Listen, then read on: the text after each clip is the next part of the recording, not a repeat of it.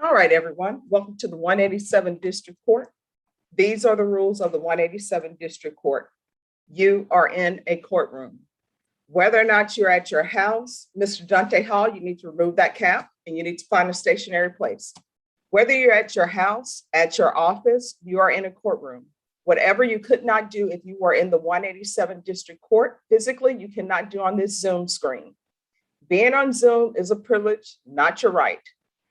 If you behave inappropriately on this Zoom screen, I don't care if you're in California, New York, wherever you are, you're going to be required to appear in the 187 District Court. It's located at 300 De La Rosa on the 4th floor. If that happens, let me just tell you what you're going to have to do. Get a VIA. If you get a VIA, you're going to have to find change for the VIA bus.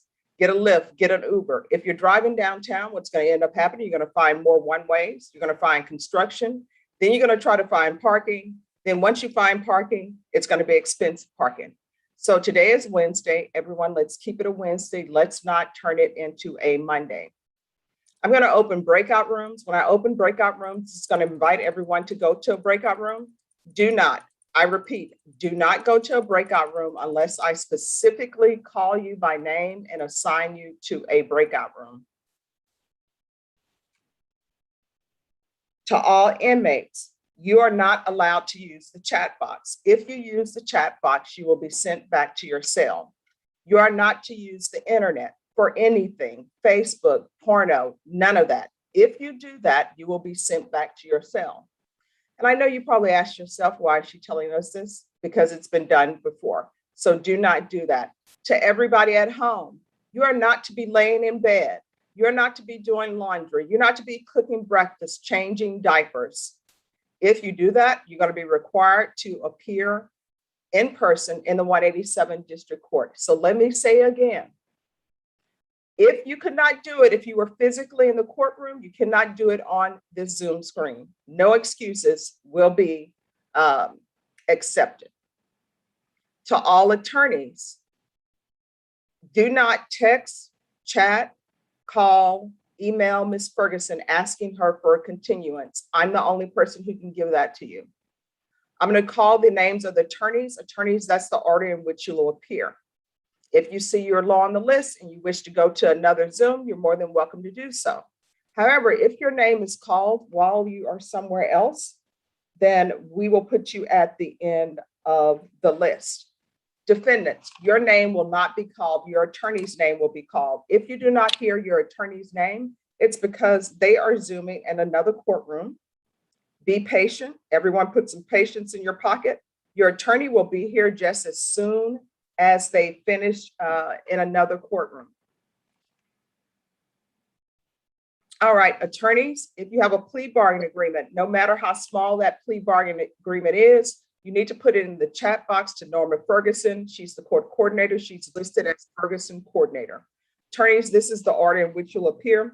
Nathaniel Navy, Kelly Piddle, John Kuntz, Richard Garcia, Albert Gutierrez, Tony Pollock, Leland McRae, Rick Ramos, Robert Wilson, Valerie Fisher, John Perez, Fernando Ramos, Carlos Martinez. Is there anyone here that I have not called? Any attorney? All right, attorneys, when I call your name, I need to know the name of your client. I need to know whether or not it's criminal trial division or family violence. If you have the ability, like John Perez does, it would be great if you would keep your name, but just add your client's name and whether or not it's criminal trial division or family violence. It will make things move quicker. Attorneys, when you go to the breakout room, think of those as going to your doctor's office. When you go to the doctor's office and they call you to the back, you're not seeing a doctor. They're putting you in a waiting room to check your weight and your blood pressure. The prosecutors have the ability to move throughout the breakout rooms. If you leave your breakout room, that breakout room is going to show up as empty and they're going to skip over you and go to the next person. So Nathaniel Navy. Good morning, Judge. I have Jose Martinez, and it's a criminal trial division case. I'll send you to breakout room number 2. Thank you.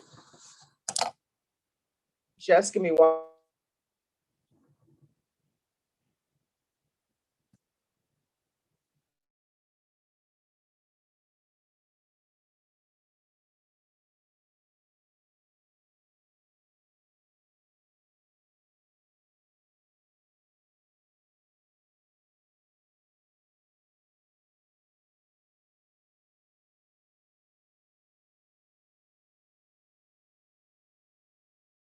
breakout room.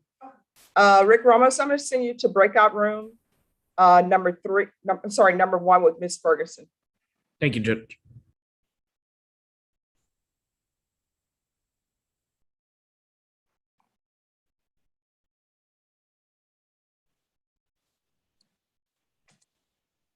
Kelly Piddle, I'll send you to breakout room number three. Thank you for changing your name.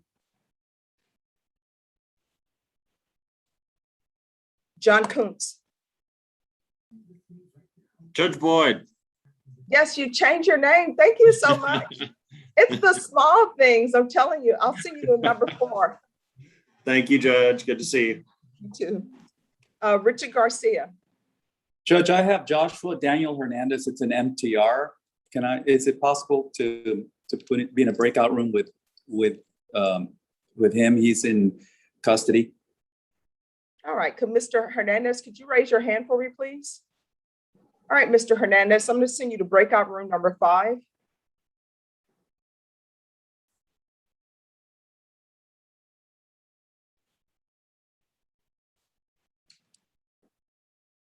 Albert Gutierrez. Good morning, Your Honor. Christopher Barbosa, Criminal Trial Division.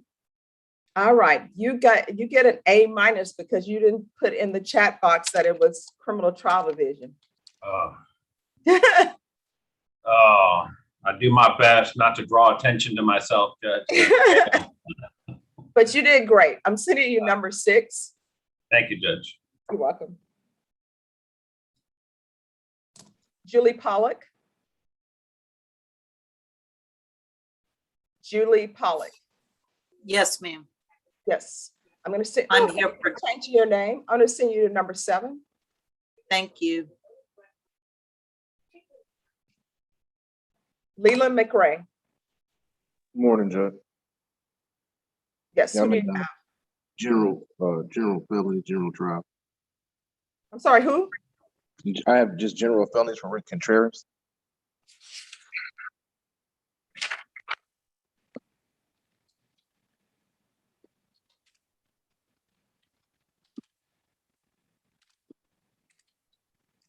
I'll send you to number 8.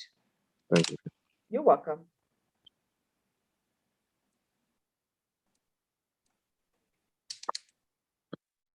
Robert Wilson, thank you for changing your name. I'll send you to number 9.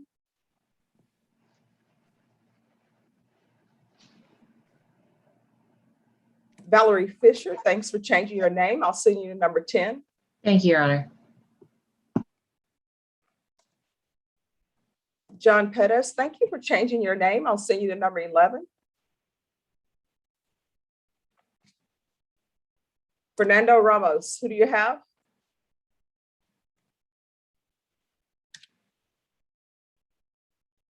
You're on mute. Sorry, Judge. That's okay. Who do you have? Charlie Perkins, Trial Division. I didn't know how to change the box. No, I appreciate it. You trying though. That's the key, that you tried. All right, I'll send you to number 12. Thank you, Judge. You're welcome. Carlos Martinez, who do you have? Oh, just one second.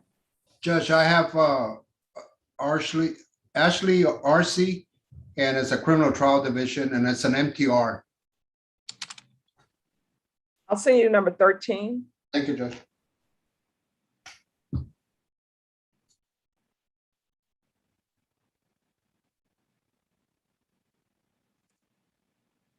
And everyone, just give me a moment.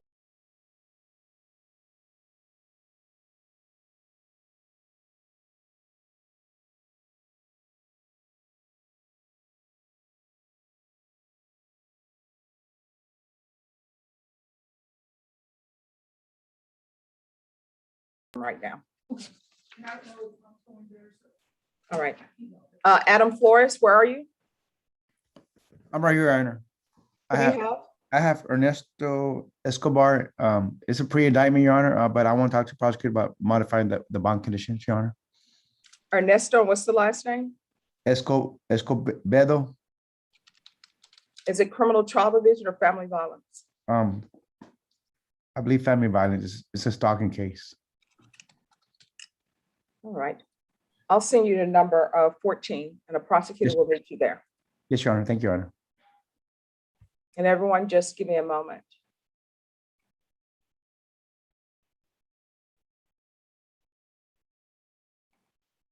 Tom, could you come to breakout room number 1, please?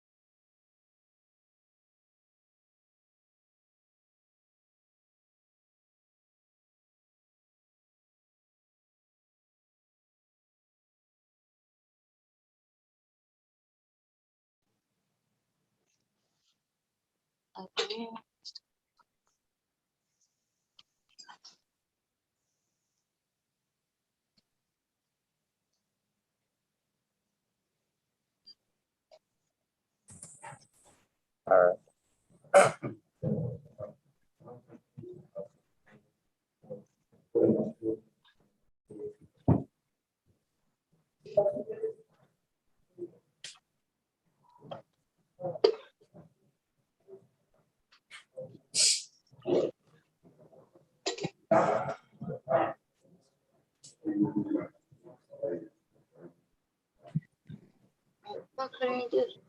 No.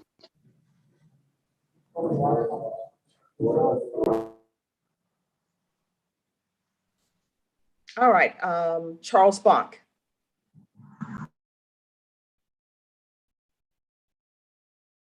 Charles Bonk.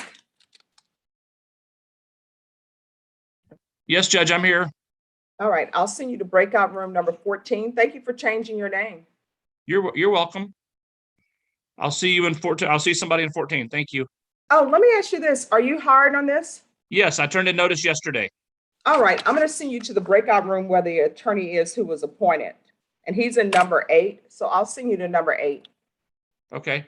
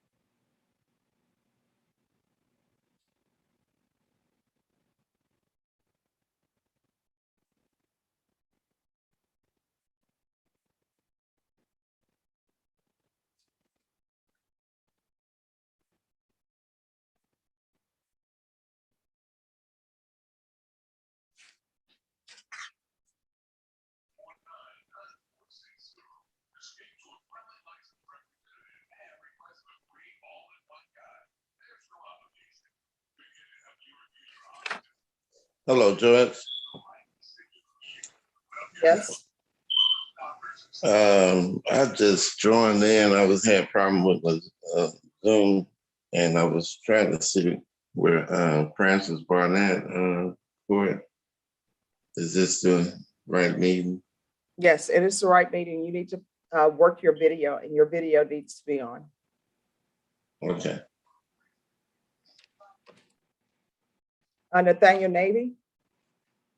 Yes, Judge. I'm here on two motions to adjudicate for Jose Arnulfo Martinez. Yes. It's the first setting on both of those cases, Judge. I actually just received the motions today, and the state gave me an offer. If I could get just a reset so I can go over that with the client, the motion and the offer, and discuss that with him and how we want to handle that. Just one moment. Okay. Yes, Ms. Henry, could you unmute yourself? Yes, ma'am. Hi, I'll see you in court at the 187 District Court. It's located on the 4th floor, 300 De La Rosa. Come to court? Yes, your Zoom privileges are suspended.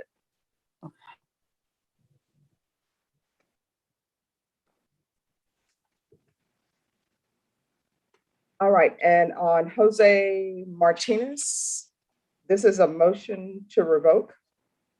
Yes, Judge.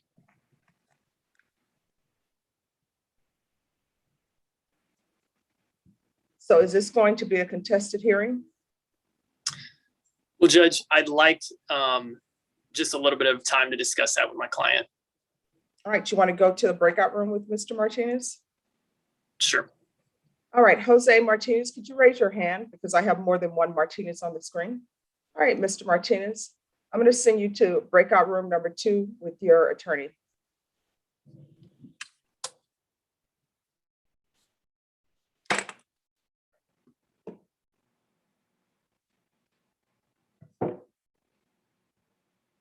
All right, anyone else back from the breakout room?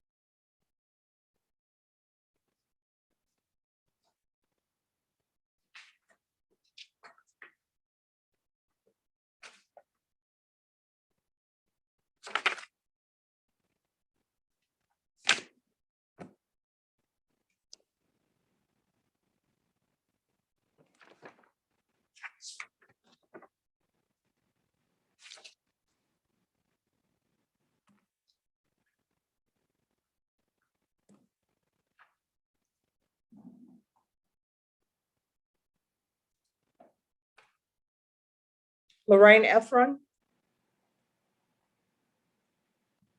Lorraine Efron.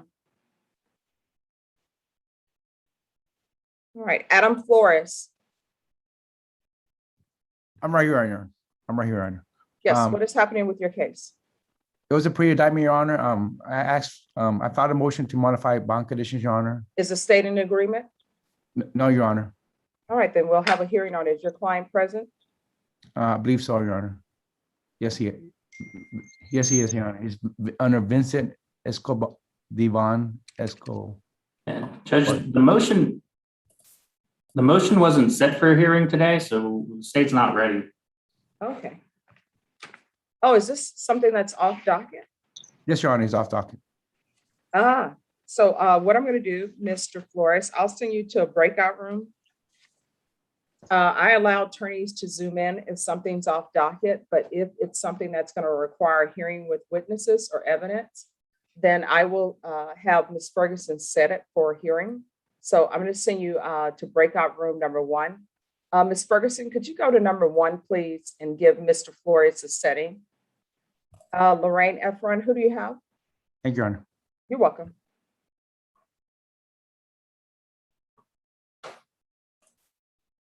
Judge, I'm sorry. Richard Thomas, it's a first setting, Criminal trial division or family violence? family. All right, I'll send you to number 14. A prosecutor will meet you there. Thank you, Judge. You're welcome. John Kuntz. Hey, Judge. Hi. I have conferred with Meredith McIntyre and my client, and they do have the medical records in, but apparently they're not uploaded. And so I need to schedule time with Meredith in the next few days to go review the records. So if we could just have a short reset, Judge, maybe 2 or 3 weeks. Okay, just give me one moment. Ms. Ferguson is in a breakout room getting a setting. What I'll do is I'll send you to breakout room number 1 where Ms. Ferguson is. If you can get a date from her and come back to the main room and let me know what that date is, please. I will. Thank you. You're welcome.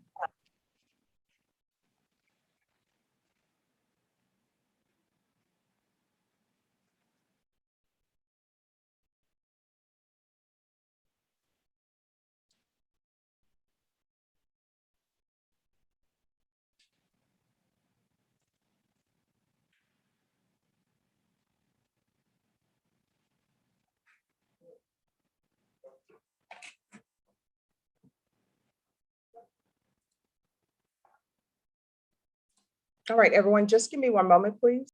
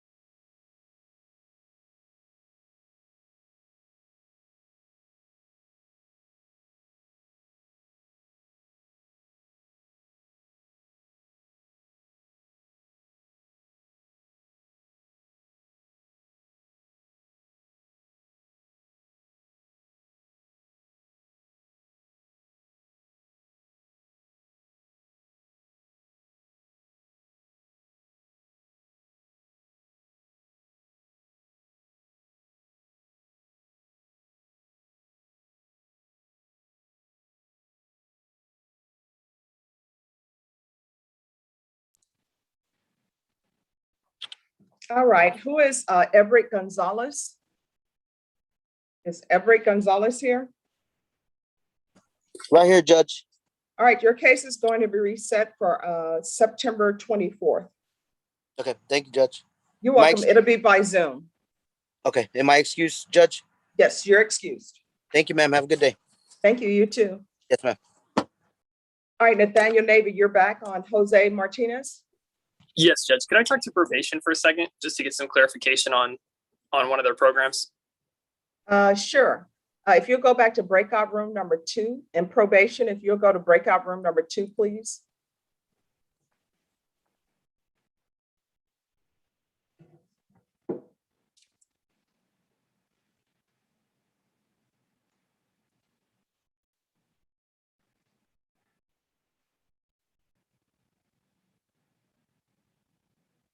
Oh, I'm sorry, Joe Ray, that I forgot to put you as co-host.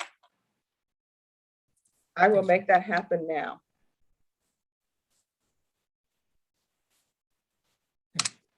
All right, Carlos Martinez. Judge, we have an agreement subject to approval. I'm willing to agree to amend. Time out. If that's something where your client is going to plead true to something, I don't know if your client is on probation or not, but you need to put that in the chat box to Miss Ferguson. And what I'll do, she's in breakout room number 1. I'll send you to breakout room number 1. Okay, thank you. You're welcome. John Kuntz on Everett Gonzalez. I let him know that his case was reset for September 24th, so I excused him. Thank you, Judge. And with regard to the other case that I mentioned to you, it's actually not on today's docket after all. So I'll deal with David Martin. I'll talk to him and we'll figure out a date. All right, thank you. Thank you. May I be excused? Yes.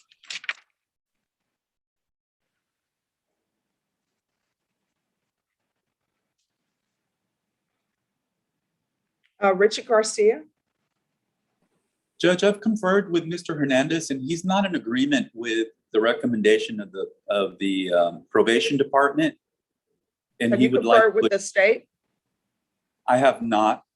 All right, so if you, let me see what breakout room you're in. If you go to breakout room number 4, please, and is your client criminal trial division or family violence?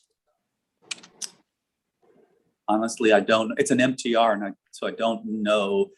I would imagine it's family violence because it's injury to a child. All right, so what I'm going to do is I'm going to send you to breakout room number 4. Okay. And if there's a family violence prosecutor available to go to breakout room number 4, please.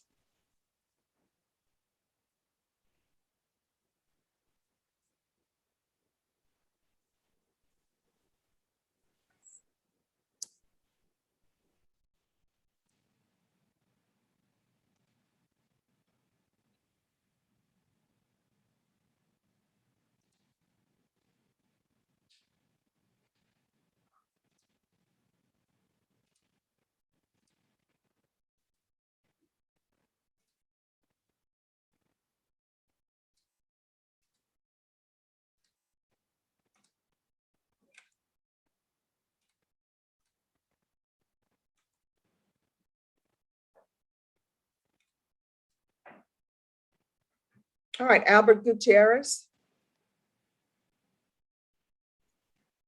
Judge, I just needed to speak with Marcus Sanders again. So I'll send him an email right now. All right, thank you. And let me see, who do we have left in the breakout rooms? We have Fernando Ramos in breakout room number 12 on Charlie Perkins, CTD.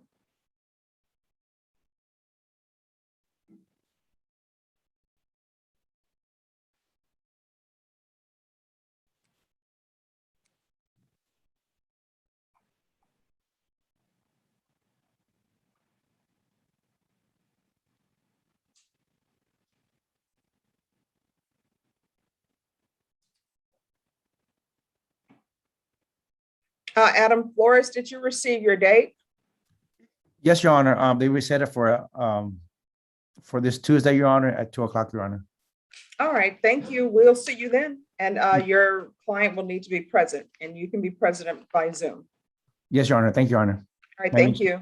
May I be excused, Your Honor? Yes, have a great rest of your Wednesday. You too, Your Honor. Thank you.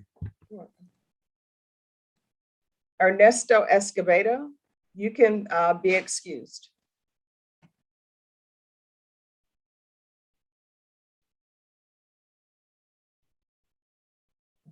Carlos Martinez, did you get the information to Ms. Ferguson? Yes, Your Honor. I just finished speaking to her and she's just verifying that the DA is willing to withdraw the MTR, All right, thank you. withdraw and amend. All right, thank you. Albert Gutierrez. I'm sorry, the problem is when I call your name, then I remember that you were waiting for information from Marcus. But when anybody leaves the Zoom screen, I have so many boxes on the screen. So you get moved around. And when people get moved around, my eye goes to them and I call their name. You want me to leave, Judge?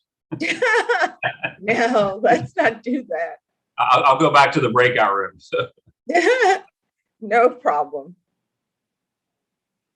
It's a beautiful Wednesday. That can go back. All right, thank you. Let's see.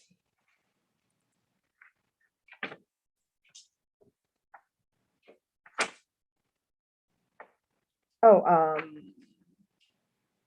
this case.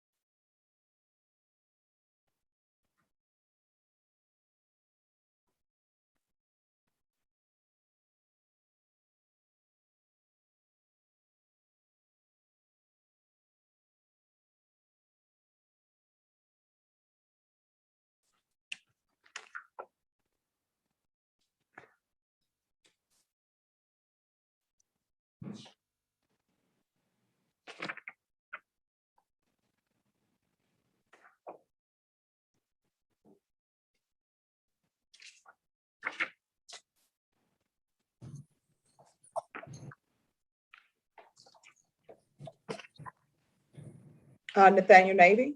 Yes, can I talk to Hunter Morris in a breakout room whenever he gets a chance? Yes, Hunter is here. So if you'll go back to breakout room number 2, and Hunter, if you could go to breakout room number 2, please. Yes, ma'am. All right, thank you.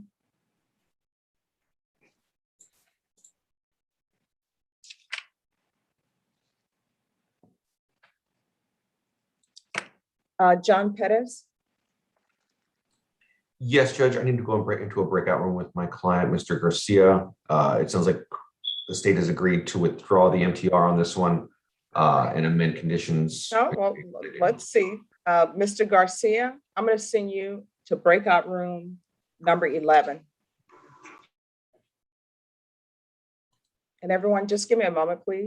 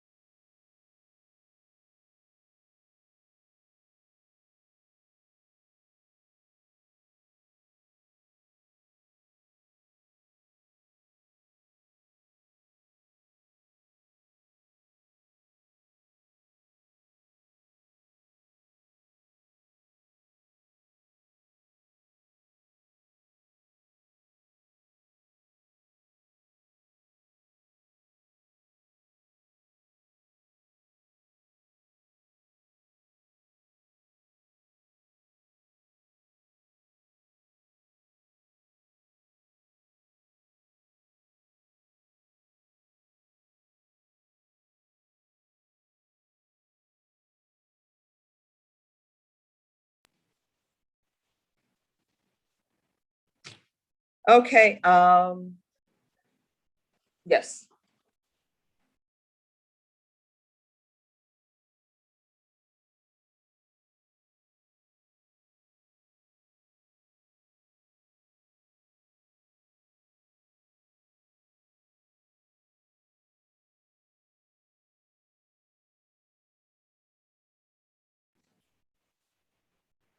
All right.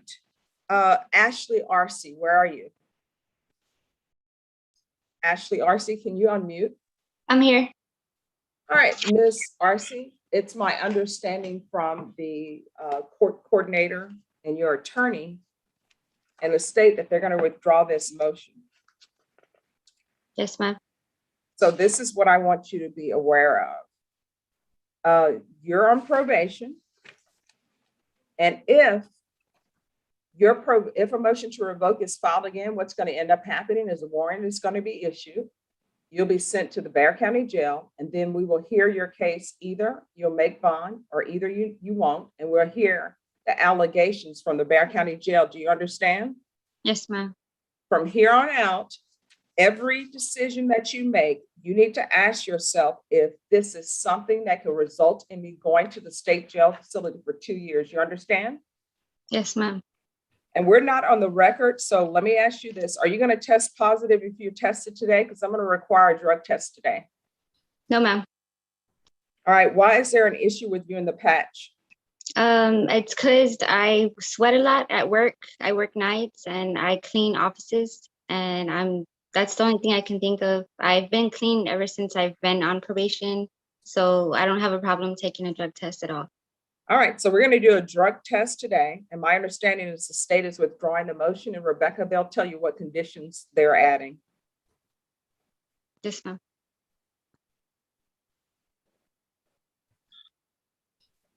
Yes, Hunter sent it to me in the chat. All right. And then I'm going to send you to a breakout room, Miss RC, with your attorney. I'm going to need you to wait in there and be patient. Probation will be there shortly. I'm going to send you to breakout room number 1. And Rebecca, don't go to number 1 just yet, because there's someone else on here as well. Okay. And Mr. Martinez, you can go to number 1, or either you can be excused. Okay, thank you, Judge. You're welcome. Alay Garcia. Alay Garcia. Elias. Elias. Yes, ma'am. All right, I'll go with that. Sometimes, John, sometimes the names don't follow the rules of spelling that we were taught in school, which is when 2 vowels go walking, the first one does the talking. You know, I only get the clients with the harder pronounced names. It's just the way it works. Just my luck. All right. So, Mr. Garcia, they're telling me that they're withdrawing the motion. We're not on the record, so I'm looking. Let me see what your underline is. Oh, it's deferred adjudication. Here's the thing, from here on out, every decision you make, you need to ask yourself, is this something could result in me getting 2 years in the state jail facility? Do you understand? Yes, ma'am. So you're going to have to do better. Yes, ma'am. What's going to end up happening if you get another motion to revoke? I think you know the process because you're at the Bexar County Jail right now. So you had better report. That's the main thing. Communication is key. You understand? Yes, ma'am, I do. All right, and I believe the state should have sent some information to Rebecca. So I'm going to send you to a breakout room. Mr. Perez, you can go to the breakout room with your client, or either you can be excused. Thank you, Judge. Yes, Judge. Rebecca, I emailed you that information. Yeah, I just checked my emails right now. All right, so Rebecca, you can go to breakout room number 1. Okay, thank you. Judge, this is And Richard. just 1 second, and Mr. Garcia, go to number 1. Just 1 second, Mr. Garcia. Thank you, Judge. You're welcome. Yes, Richard Garcia. So Judge, on Joshua Daniel Hernandez, the MTR, I conferred with Joe Ray, and Mr. Hernandez still wants to go open to the court. All right, so if he wants, is this going to be a plea of true with him going open to the court? Yes, Judge, a plea of true to 2 violations. All right, so Ms. Ferguson, on Joshua Hernandez, we'll need a trial court certification and we'll need a consent to appear by video. Yes, ma'am.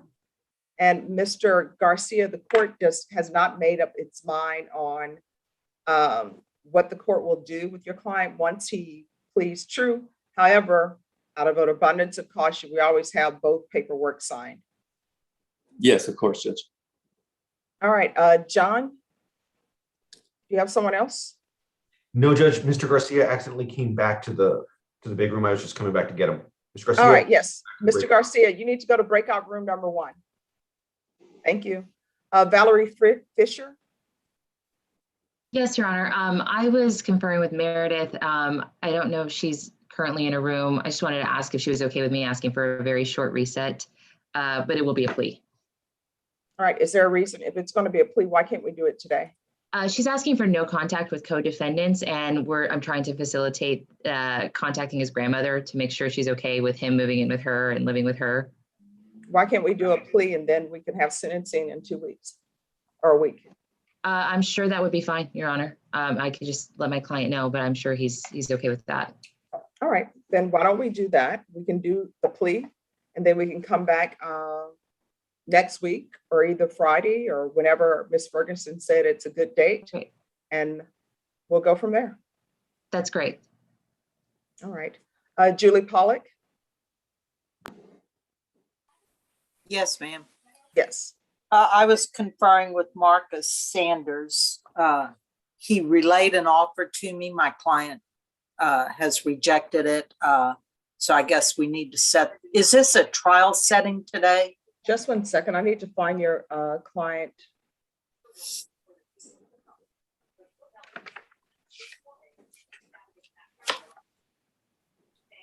All right, to the, let me see. To the clerks, I don't have the file on Dante Hall. Yes, Judge. As soon as I obtain the file, I'll be able to tell you what we're here for.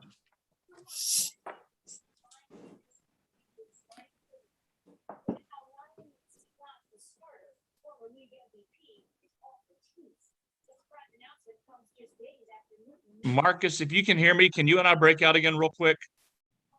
Let me see where Mr. Sanders is. Oh. All right, Charles Bunk, I'll move you to breakout room number 7. Thank you.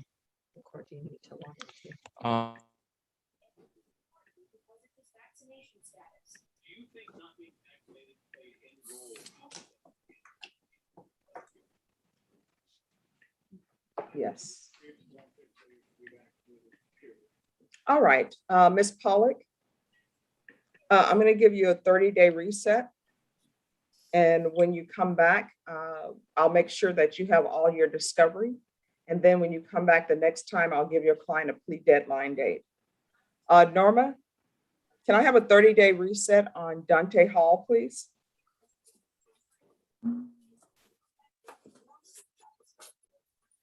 I can do October 6th. All right, so we'll be back on October 6th, Mr. Hall. In this court, I'd like to make sure that the defense attorneys have all discovery. And then once defense attorneys let me know they have all the discovery, then I will give you a plea deadline date. At that time, what will happen is the court will not accept any plea bargain agreements after that plea deadline date. And then after that, I'll give you a jury trial. All right, so you're excused, Mr. Hall. You need to be back here on October 6th, and that will be by Zoom. Thank you, Great. Judge. You're welcome. You're excused, Ms. Pollock. Mr. Hall, have a great rest of your Wednesday. Thank you. You're welcome. Bye-bye.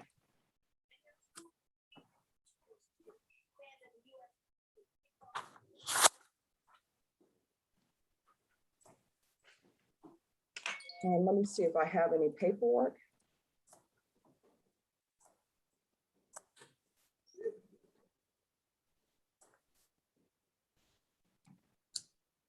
Judge, can I speak to my client, Jose Martinez, in a breakout room? Yes, Mr. Martinez, can you raise your hand for me, please? All right, thank you. Mr. Martinez, I'm going to send you to breakout room number 4. Mr. Hall, you're excused.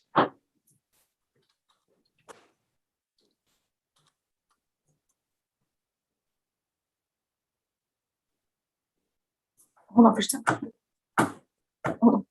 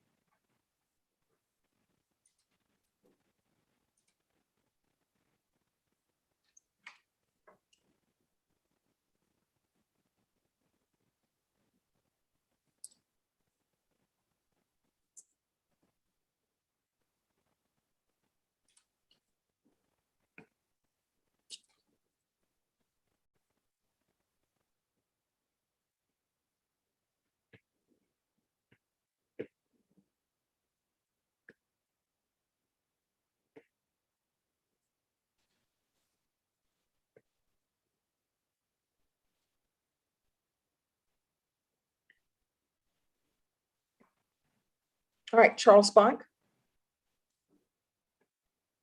Yes, Judge. Yes. We have conferred. We have a resolution that's going to take about a week for us to accomplish. What I'm asking you to do at this point is to set him a bond in the amount of $5,000. Mr. Sanders would like him to take a UA and within 24 hours of release from the jail, which we're going to do. And upon, that's one of the couple of I'm things, sorry, Marcus. Mr. Bonk, just give me one moment, please. I'm sorry. I misunderstood.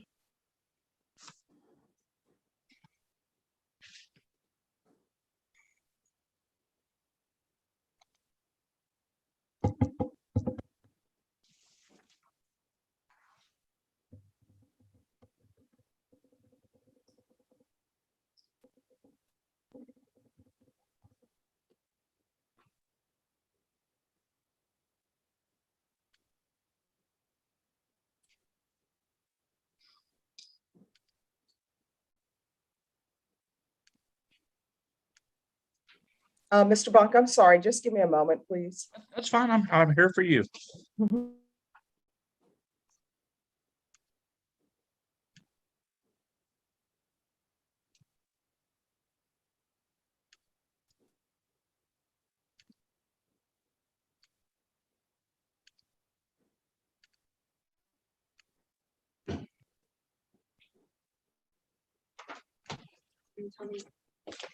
You know about this? Yes, latest. It's like a cousin. Let me mute myself You're here. welcome.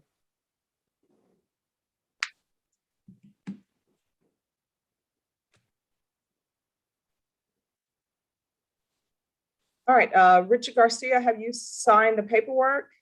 Have you I received haven't. paperwork? Oh, here it goes. I just got it. All right, thank you. Charles Bonk, if you and the state will send your agreement by email, I don't believe I have a motion for a bond, but if you will email Marcus and you all send the email to me, I'll have the clerks print it out and I'll request the bond in the amount that you've agreed to, and that the defendant is to do a UA upon release. Mr. Sanders, what time is the UA to be completed? Judge, I would leave that up to Rebecca's. Okay, because Do we know they're better probably than- gonna, they probably will release him if he makes bond today. They probably won't release him till the morning.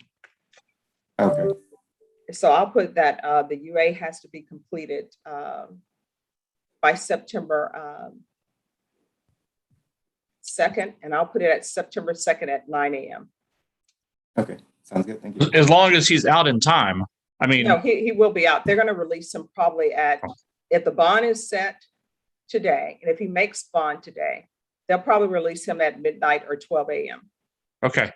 I mean, just, he'll take it as soon as first thing in the morning or as soon as he gets out.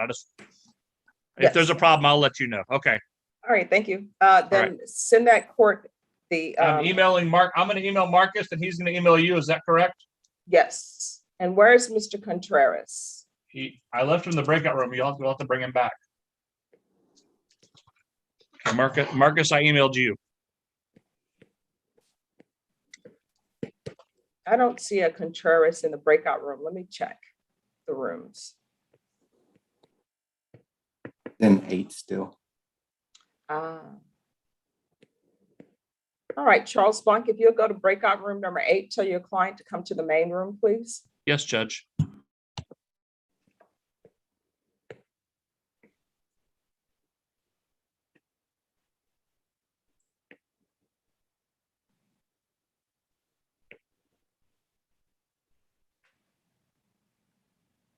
And Marcus, did you all have a day when you were coming back on a hearing on this?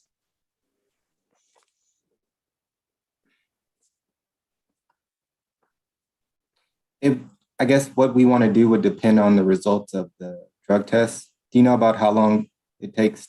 It doesn't take that long at all. How long has he been in custody? For like, I believe August 13th, so a couple weeks. Oh, if he doesn't use from the time he leaves to jail, he should be clean. That's what I'm thinking.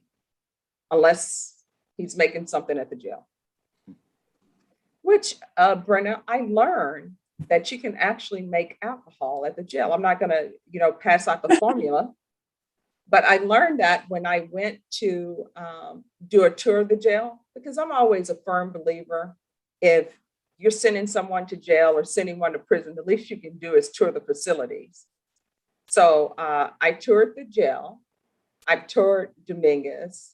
I've toured Huntsville just to see, what's going on. And I was allowed to talk to some of the inmates. And they told me how they make certain things, like how the women make makeup. Who knew? So there we go.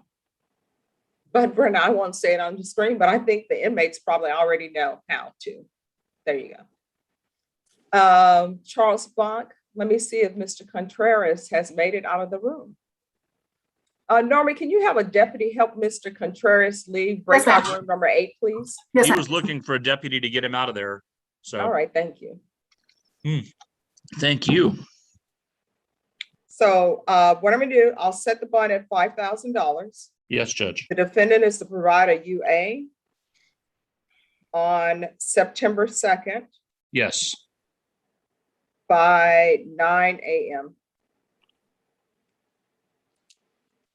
And so that should be doable. Absolutely. That means he's not going to get any sleep though, because, or he better set his alarms. He's a young man. Okay. I think, well, Charles, that may be a problem. Young people, you only wake up early when you're toddlers and you're in elementary school. True. After high school. Being the parent of 2 young people, I can tell you they love to sleep. Oh, yeah. All right, Mr. Contreras, can you unmute yourself? Yes, ma'am. How are you doing this morning? Oh, I'm doing great. It's a Wednesday. It's a beautiful day outside. It's yes, ma'am. It is. Expected temperature in San Antonio. All right, Mr. Contreras, we're not on the record. Here's the thing. The state and the defense have agreed to set your bond at $5,000. Okay. You're going to do a UA. Yes, ma'am. And you're going to do a UA on September 2nd by 9 a.m. I'm going to send you to a breakout room with probation. So probation can tell you where you need to go to get that UA done. You understand? Yes, ma'am. And Mr. Contreras, I don't know what is going to end up happening with your motion to revoke, but I will tell you this. You're on deferred adjudication, right? Yes, ma'am. And your range of punishment is anywhere from 2 to 20 years. Do you understand? Yes, ma'am, I do. So you need to start asking yourself, and mind you, I'm not taking any of this as true, but in the motion, it says that you're using marijuana. You need to ask yourself, is marijuana worth 20 years in the prison? No, ma'am, it's not. Well, I mean, people say that. but then they use knowing that they could get 20 years. So I'm trying to impress upon you that your range of punishment for this offense is up to 20 years in prison. Do you understand? Yes, ma'am, I do. Every decision you make, you need to ask yourself, is this something that could result in me potentially getting 20 years in prison, okay? Yes, ma'am. All right, I'm gonna send you and Charles, I'm gonna send you to breakout room number 1. And Mr. Contreras, I'm gonna send you to 1. And Charles, if you'll let Ms. Reyes know what is happening with Mr. Contreras so she can give him his time frame. Yes, Judge. And Norma, when are we coming back on Mr. Contreras? We need to do it, let's set it in 2 weeks. Okay.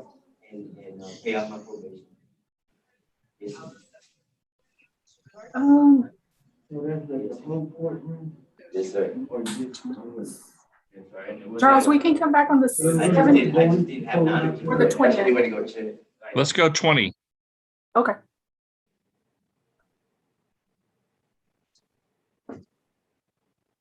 All right, and here's the thing, Mr. Contreras, when you get out, you're gonna do that UA.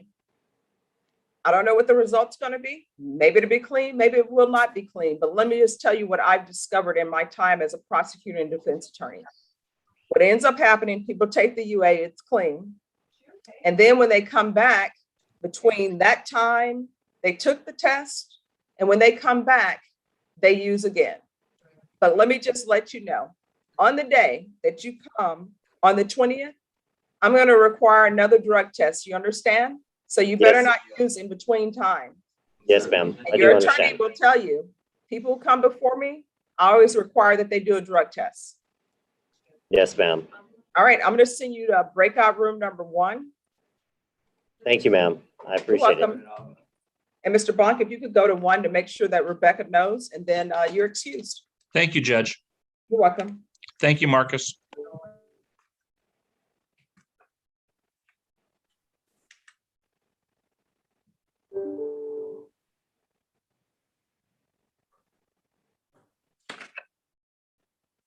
Mr. Contreras, you need to go to the breakout room. Yes, ma'am. I'm trying to figure out how to go there. It hasn't popped up yet.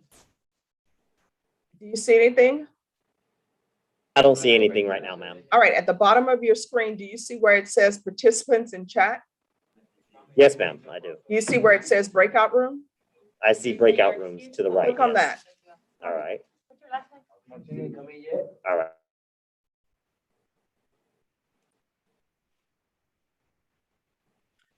Rebecca? Yes, ma'am.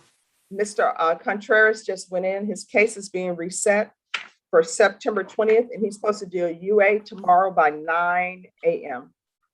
Okay, I was actually looking for Hunter. I think he's in the breakout room.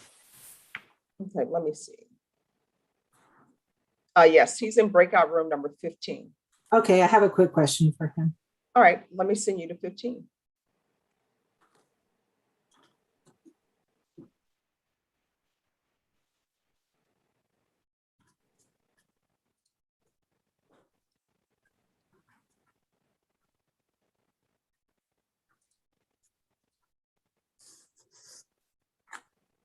And I'm signing paperwork on Joshua Hernandez.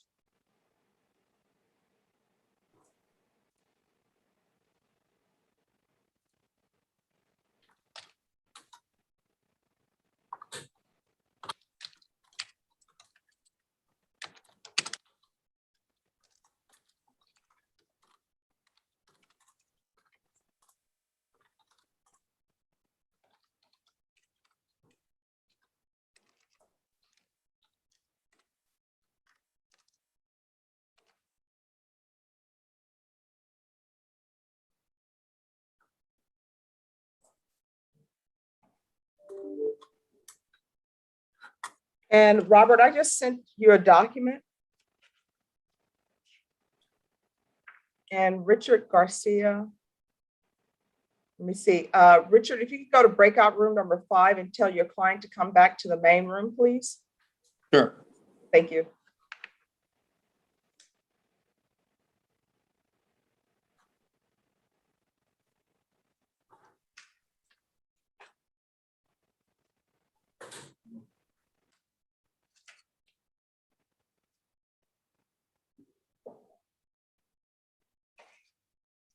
Brenna, I'm back trying to drink as much water as possible.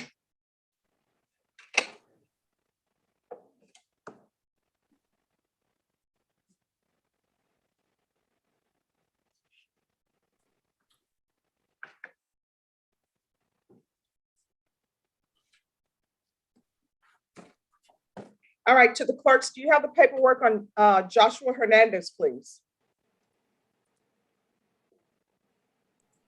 I just approved it, doesn't waiting to come back.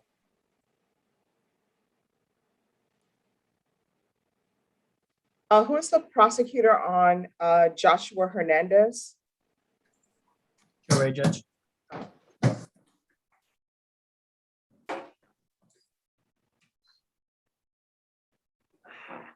And here we go again, Brenna, it's not working.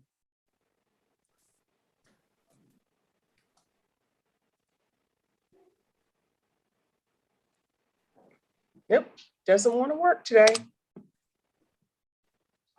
All right, court is calling 2019 CR 9100, State of Texas versus Joshua Hernandez. Can I have parties announced for the record, please, for the state? Joe Ray Garcia. For the defense? Joshua Hernandez.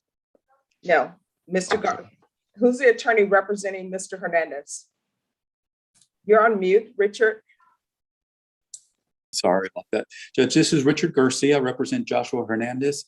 All right, and are you Joshua Hernandez? Yes, ma'am.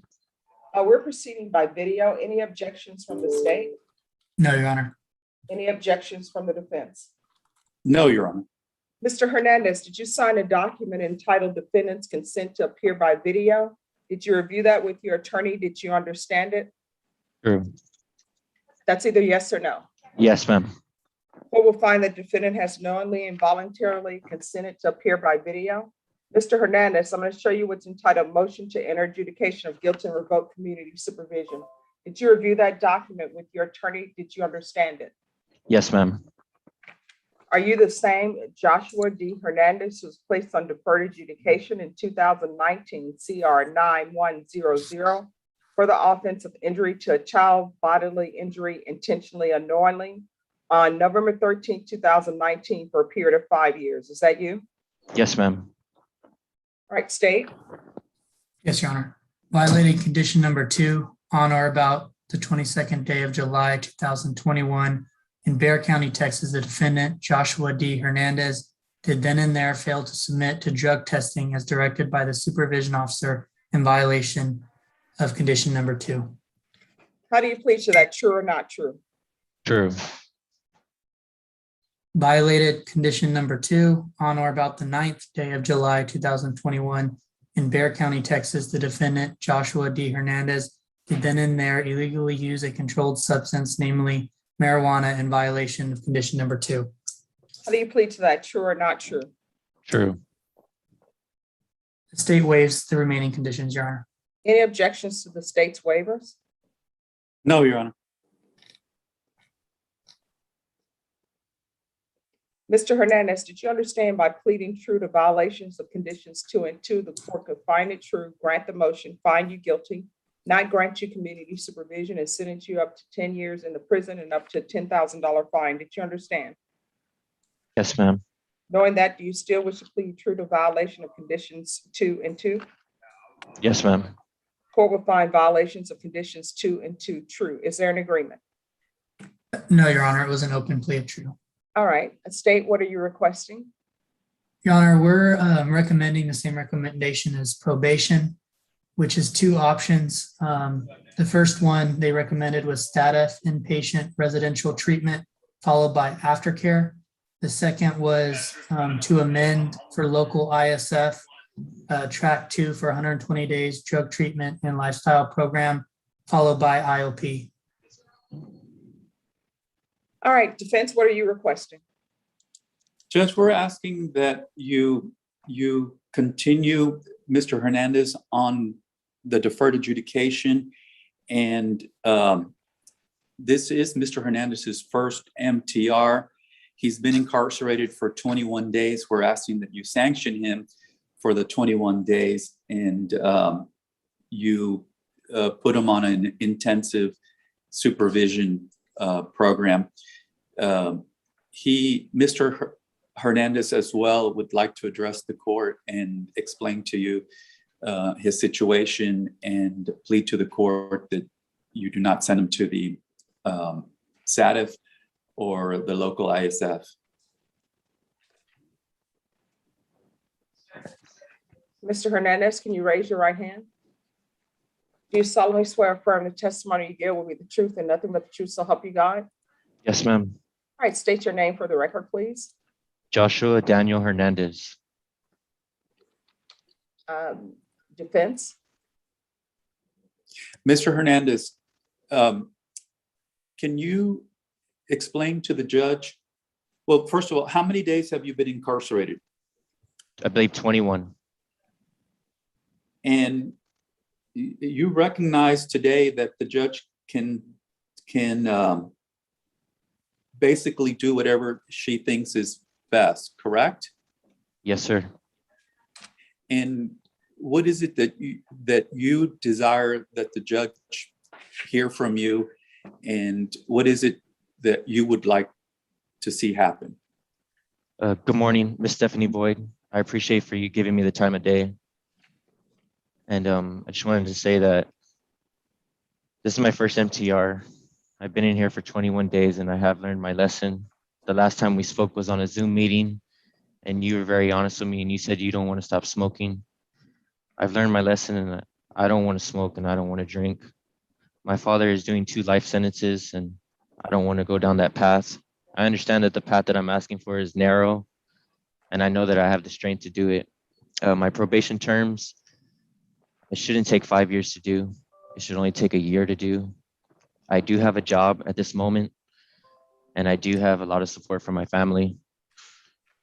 I don't want to smoke anymore, Miss Boyd. I have kids. My wife left me for another man, and I've lost my kids.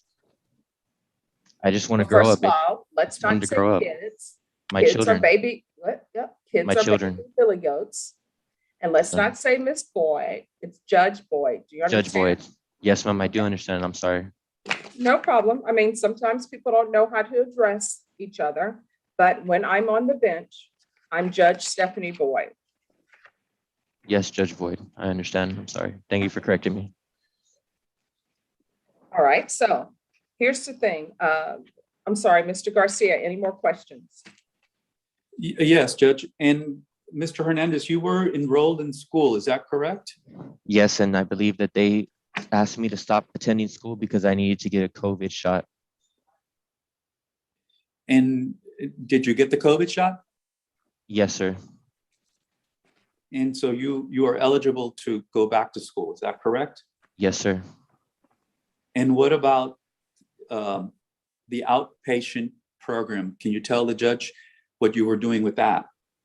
I had 2 probation officers. I was working at the time with McDonald's, and it was 2 times a week Zoom meeting. My job only gave me 1 day off. 1 day off during the week. There's no excuses, and I was successfully almost completed it. I believe there's only about 2 weeks left. I just wanted to help grandma with the bills. You know, winter was coming. My brother got COVID. Grandma got COVID. Things got a little bit out of control, but there's no excuse. I should have those terms done within a year. It shouldn't take me 5 years to do those things. So if the judge were to release you and continue you on your deferred adjudication and have you go to do UAs once a week or however many times she thinks is appropriate, are you going to do it? Ms. Boyd, the last thing I want to do is drink and smoke. I will. Yes, I will. You mean Judge Boyd? Yes, Judge Boyd. I'm sorry. Thank you for correcting me. And are you telling the judge, Judge Boyd, that you will be clean at every UA and that you will do, if the probation says jump, you will jump, and if they say run, you will run? Yes, Judge Boyd. And yes, Mr. Garcia. You will not get Thank another dirty UA. and I will make sure to be able to submit every time. It's time for Thank me to you. grow up. Sorry. Judge, that's it from the defense. All right, state, any questions?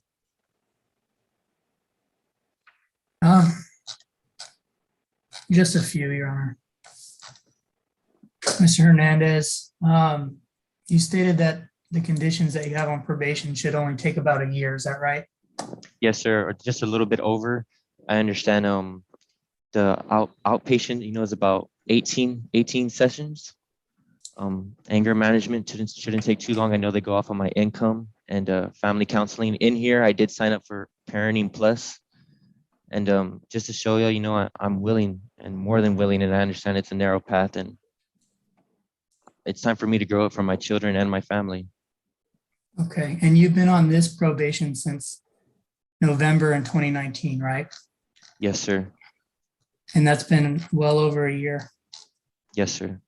And you haven't completed any of those things, have you? No, sir.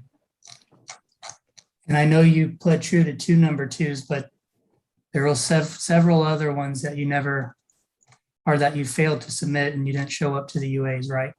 Yes, sir. And that you admitted to using alcohol and marijuana during this time? Yes, sir. No further questions, Your Honor. All right, anything else from the defense? No, Your Honor. Mr. Hernandez?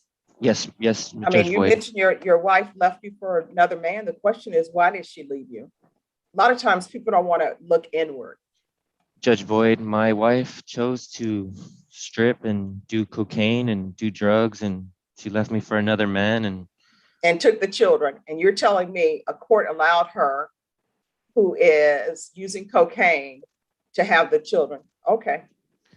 All right. No, Judge, I think, I'm sorry, Judge, to interrupt you. I Yes. believe that CPS took custody of the. Yes, they did take custody of the kids, and she got off all that, and we got the kids back. No. What he said was his wife left him for another man and took the children with her. Now I'm hearing, no, my wife is a stripper. My wife uses cocaine. He didn't mention CPS being involved or any of that. And my question is, how old are these children? My oldest is 10, my daughter is 5, and my other son is from another relationship, and I pay child support for him. I see him every weekend. Here's the thing, people always want credit for paying child support, but I don't give credit for that because that's something you should do anyway. Yes, ma'am. Yes, Judge Boyd.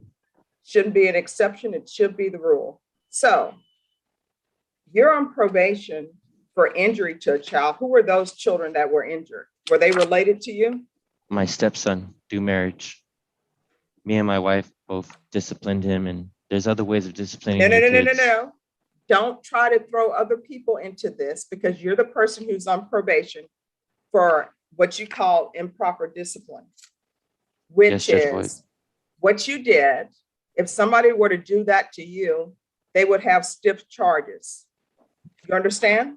I do, Miss Judge Boyd. So I don't understand why, you're looking at 10 years in the prison. I don't know why you keep using marijuana.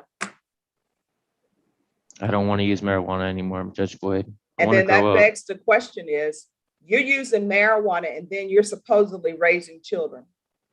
Who knows? Maybe that's why your wife left you, because you're using marijuana and alcohol, and she knew that the police were going to end up knocking on the door for a motion to revoke. You say your grandmother got COVID. I'm sure she was staying at home following the rules, and the people who are not following the rules were your brother and other people who brought COVID to her. And now people want sympathy for giving COVID to somebody. So that's all on you and your brother. That's not on your grandmother. So don't come to me for sympathy that your grandmother has COVID. I sympathize with the fact that she has COVID, but I have no sympathy for the persons who did not follow the rules and gave it to her. So that would have been you and your brother doing whatever you're doing. That would have been you using marijuana either at your house around your children, or either using marijuana from somewhere else, which means you got marijuana from somebody unless you're growing it yourself in some greenhouse. That person, you don't know what they're doing. They're contacting people. COVID is sort of like herpes. everybody that you've been in contact with, it spreads. So that person that you got that marijuana from, everybody that he had contact with, it's just like you had contact with them. I understand. Yes, So, Judge Boyd. I'm going to give you a choice. You're not leaving jail today. You're going to be going to ISF, or either I can revoke you. You can say, you know what, I'm done. I can't do this. I want no part of this. In which case I'll sentence you to 5 years. So your choice is 5 years, or either I can send you to ISF. Which would you like to do? I'll do ISF, Judge Boyd. All right, I'll deny the motion, alternate amend conditions.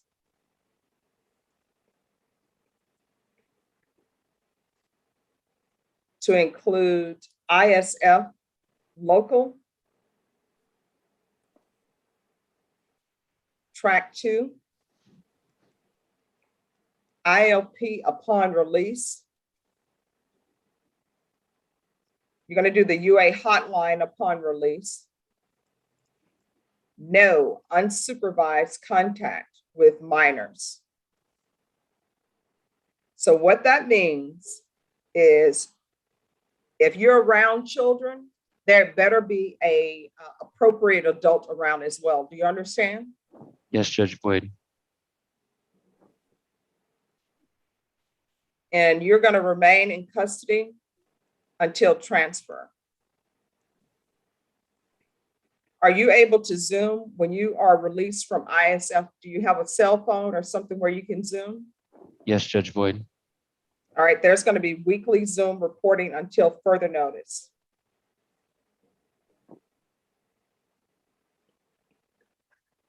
You need to do better, Mr. Hernandez. Otherwise, what's going to end up happening is another motion to revoke is going to be filed. You already know the process. You're going to end up at the Bexar County Jail if you can't make bond. And then the court is going to hear motions. But from here on out, every decision you make, you need to ask yourself if it could result in you going to prison for 10 years. And Yes, I don't Judge know Boyd. any marijuana or any alcohol that is worth 10 years of your life. Maybe there is. I don't drink, never smoke marijuana, so I don't know. Maybe there is. But I would like to think, you would think there is not. It's not. And you had better start doing those parenting classes. Yes, Judge Boyd. All right, Rebecca, did you get all of that or no? Yes. All right, thank you. I'm going to send him to breakout room number 1, Rebecca.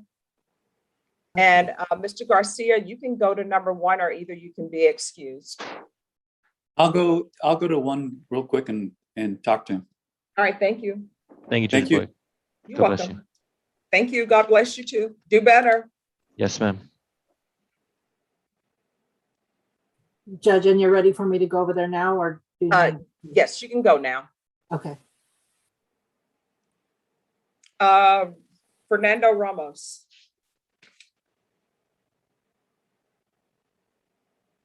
Fernando Ramos? Yes, ma'am. I'm sorry. I couldn't find the button. That's okay. I've talked to the prosecutor. I'm going to file a motion to set a bond in this case, in this MTR. I've talked to the defendant. He understands the allegations. We still have some discovery on the 3 new cases, Judge. And I think that's about all I can do at this point, if I could be excused. Just 1 second.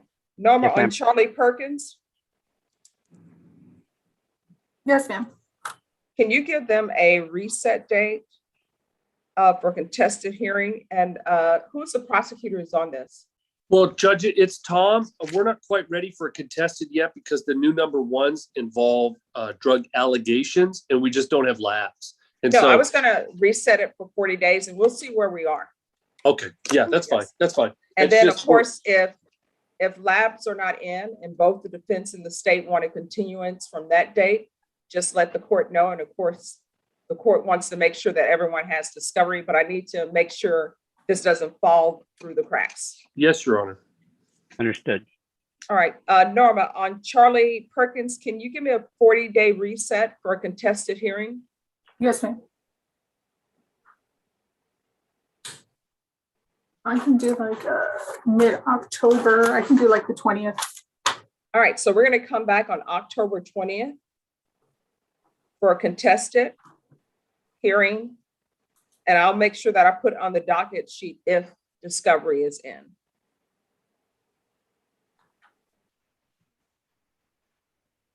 And Mr. Ramos, Yes, ma'am. just check with Ms. Ferguson, because depending on if it's a contested hearing, your client will have to appear in person. But if discovery is not in, she'll let you know to appear by Zoom. Understood, Judge. And Mr. Perkins, can you unmute?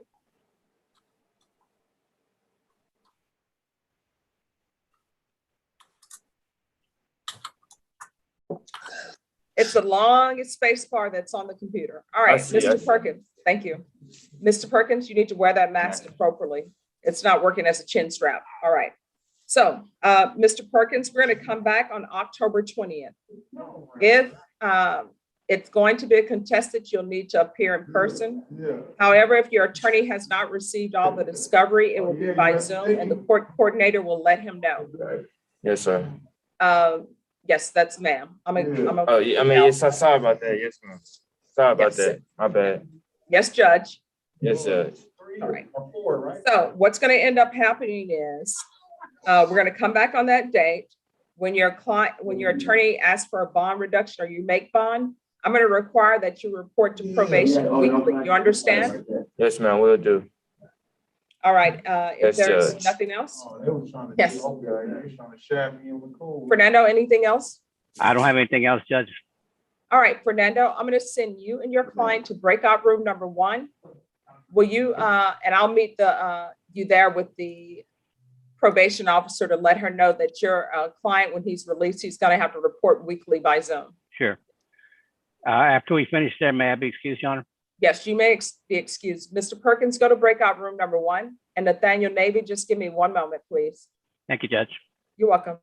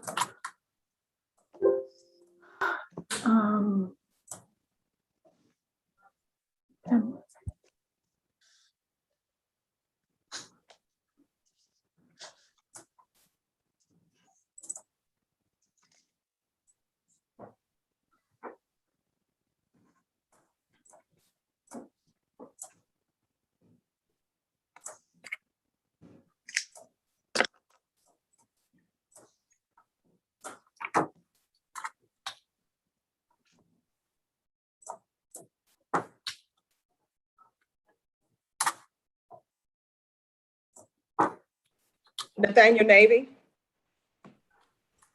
Yes, Judge. We have an agreement on my case. I'm just waiting to see if we need to sign any paperwork. I've let the prosecutor and Norma know. All right, thank you. Kathy Compton. Good morning, Judge. Yes, who do you have? I have Alejandra Gedminas is my client, and I just would like to confer with the prosecutor.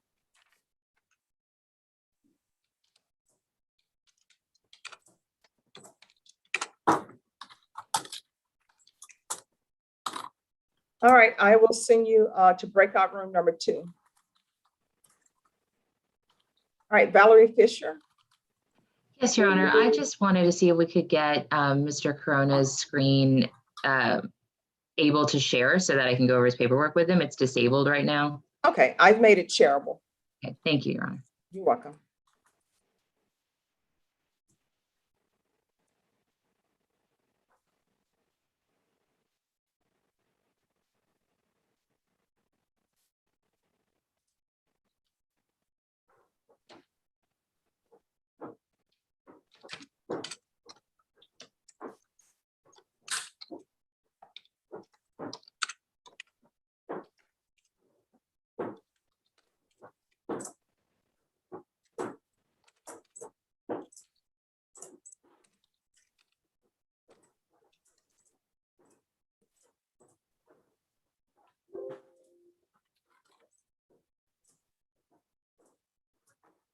Robert, I've sent you something to print out. If you could print it out for me, I'm still waiting for my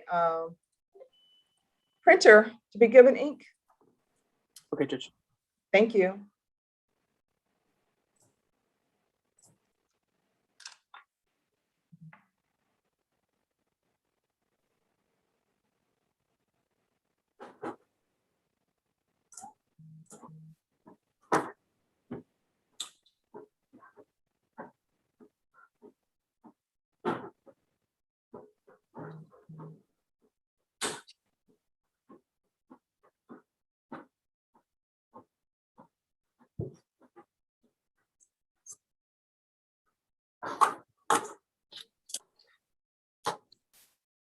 Marcus.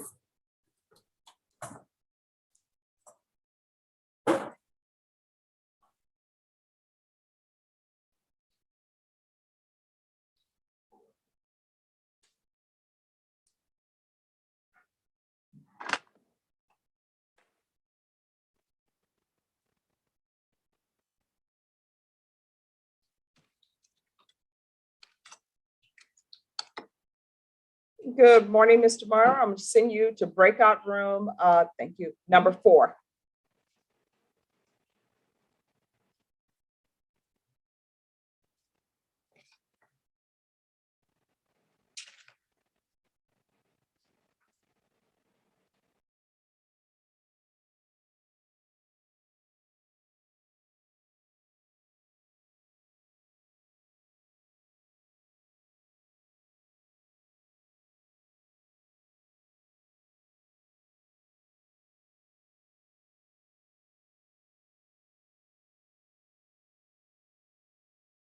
Hey, good morning, Judge.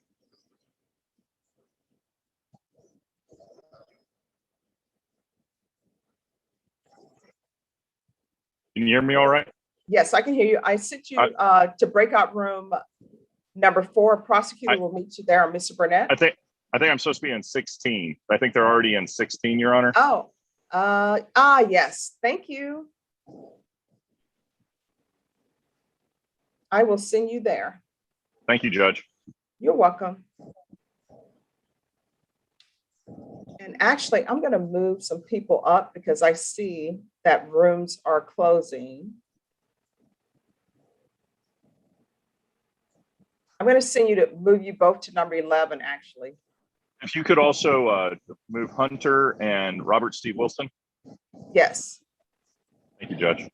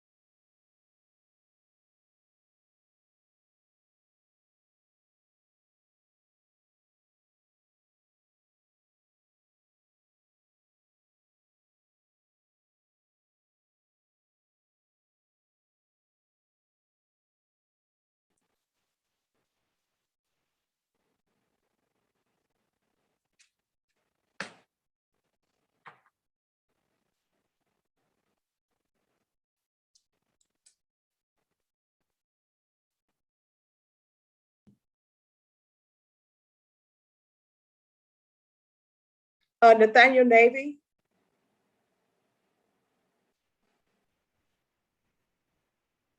Yes, Judge. Hi, your client, he's Jose Martinez and Jose Arnulfo Martinez. He's Jose Arnulfo Martinez. I don't know if he's listed differently on both of those cases. Yes, he is. So I'm trying to make sure it's the same person. So you're on 2 cases for him? Yes, they're both motions to adjudicate. Okay, because Valentina Bogut is listed as his attorney on 2019 CR 10319. So you're on that case as well? Oh, yes, Judge. And is this motion being withdrawn? What is happening with this motion? It would be a referral to felony drug court. Yes, with the motion being I guess denied or withdrawn. All right, let's find out if it's going to be withdrawn or not.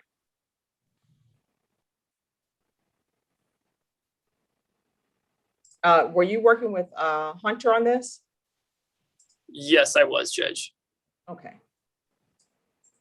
He's in a breakout room, but as soon as he's done, we will take that up. Okay.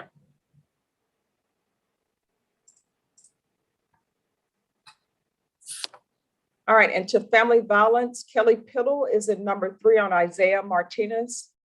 Lorraine Efron is in number 4 on Richard Thomas.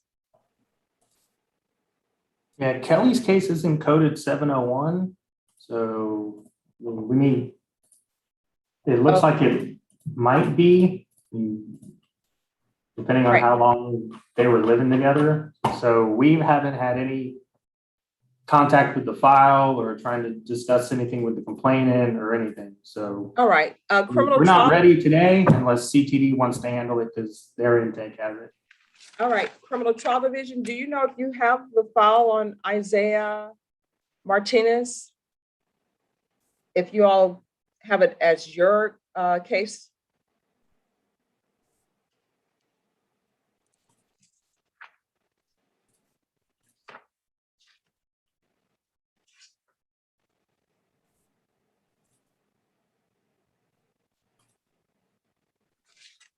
Because if not, then we'll reset it because they're asking for a bond reduction.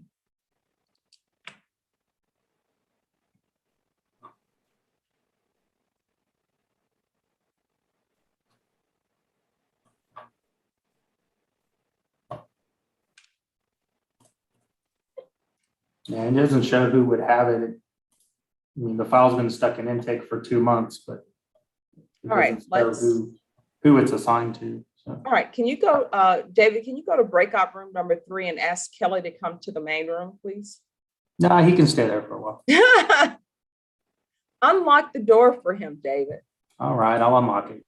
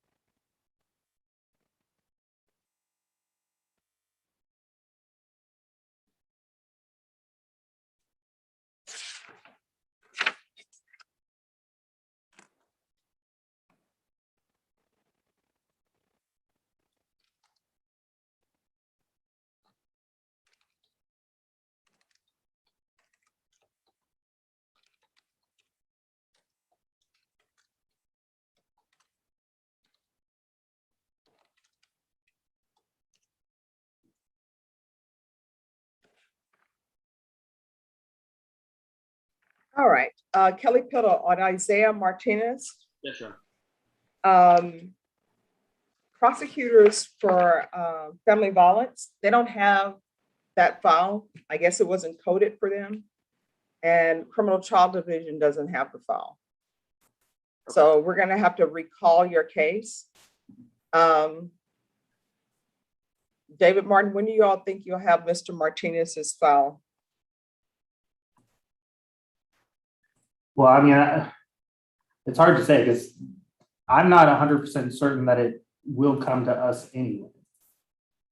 Yeah, Judge, I kind of assumed with that based upon reading the offense report, but it could be a CTD case, so I don't know.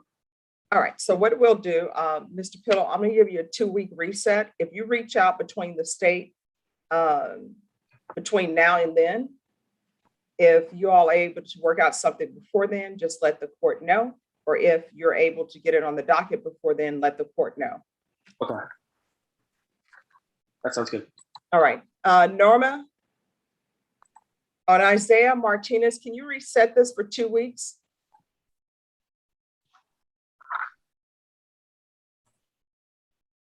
You're on mute.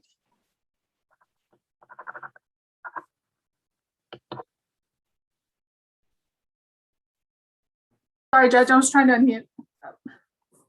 We need Isaiah Martinez reset for 2 weeks, please. Yes, ma'am.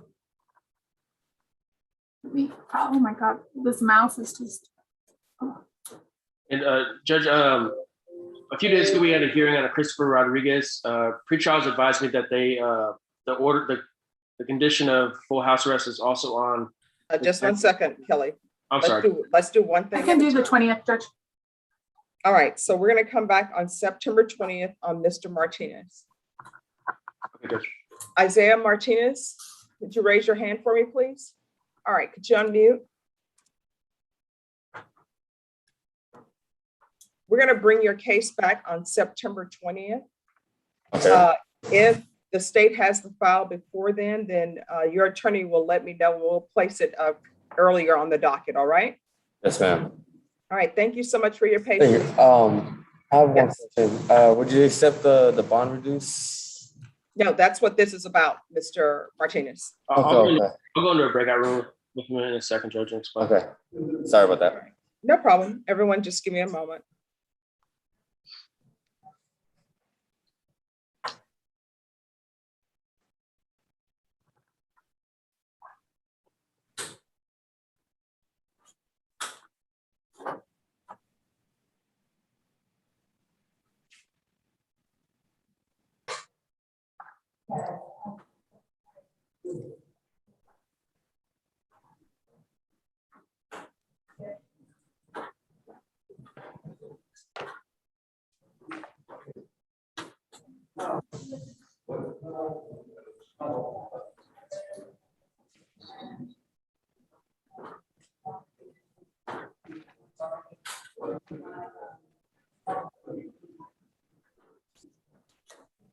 All right, that other matter, Mr. Piddle? Sure, Judge. A few days ago, we had a motion to modify GPS on Christopher Rodriguez. Yes. Pretrial had advised me that the order is also on the aggravated robbery case, and I had not realized that. I'd emailed Marcus about that, and I'm asking that the same conditions of tracking only be added to the aggravated robbery case. All right, if you and Mr. Sanders have that agreement on that as well, then send it to me in email and I will sign it. Okay, thank you, Judge. And do an agreed order and please attach the order. Okay, I'll send that to him right now. Thank you. Thank you. Mr. Martinez, you're welcome. I'm going to send you to breakout room number 3. Mr. Piddle, after you finish speaking with your client, he needs to come back to the main room. Okay, thank you, Your Honor. You're welcome. Alfonso Otero.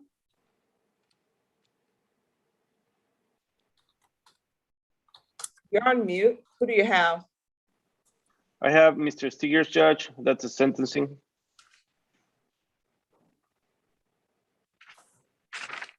I'm sorry, who? Judge, he's on the docket. I just forgot to put it on paper. Let me pull you the file, Judge. He was ordered. All right, just give me a moment. Albert Gutierrez. And just like that, Albert Gutierrez vanished.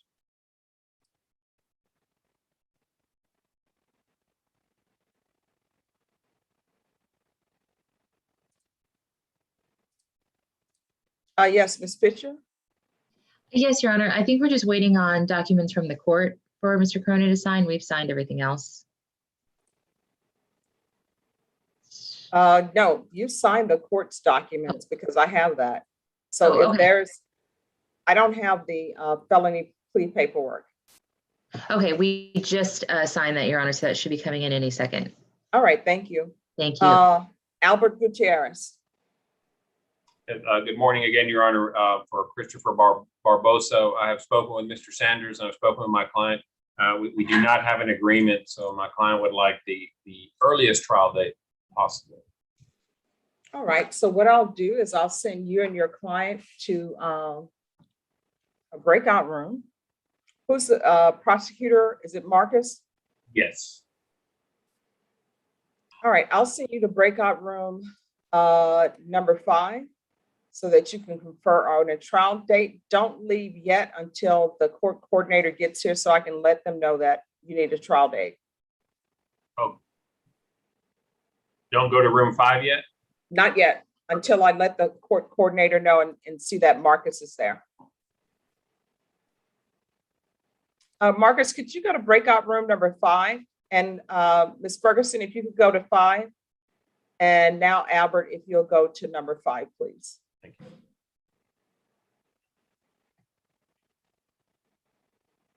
And Pat Hancock, just give us a moment.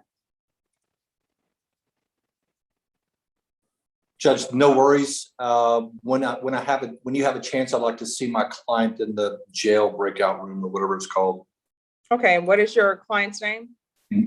Daniel Wilson Jimenez. Okay, I will send you to breakout room number 4. Thank you, ma'am. You're welcome. And Mr. Jimenez, if you'll go to 4, please. And Norma, can you let them know L13 Martinez can go back? Judge, when you have a moment. Yes. I believe Mr. Moore and Mr. Wilson in room 11 had a question for you when you have a moment. They're in there with their client, but they know that you're just going to jump in when you have a second. So they're expecting it. All right, in which room? I'm sorry. I believe they're in room 11.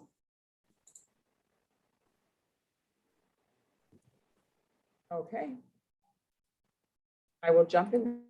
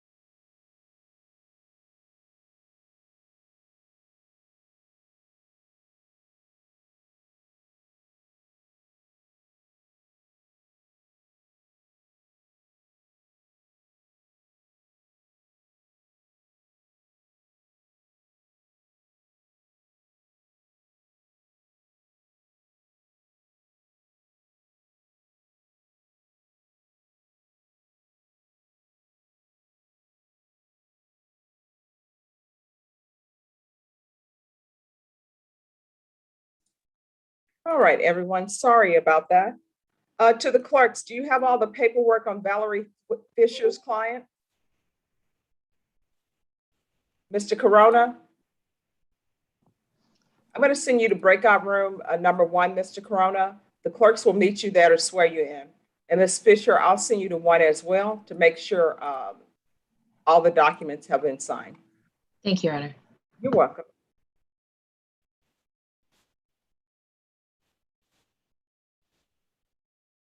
All right, Albert Gutierrez on Christopher Barbosa. You have a date? November 1st was the earliest, Judge, so that's where we are. All right, who is the prosecutor on Barbosa? Marcus Sanders. All right, could I have a prosecutor to get this on the record, please? Yes, Judge. Hunter Morris, sir. All right, court is calling 2021 CR 3950, State of Texas versus Christopher Barbosa. Can I have parties announced for the record for the state? Hunter Morris. For the defense? Albert Gutierrez. We're proceeding by video. Any objections from the state? None, Judge. Any objections from the defense? None, Your Honor. Mr. Barbosa, could you unmute? Yes. We're proceeding by video because of the pandemic. Do you have any objections to us proceeding by video? No, Your Honor. All right, that mask doesn't work if it's over your nose. All right, my understanding is defense, have you received all the discovery in this case? As far as I know, I have, Your Honor. All right, and the court will note for the record that the court has a discovery acknowledgement signed August 17, 2021 in the court's file.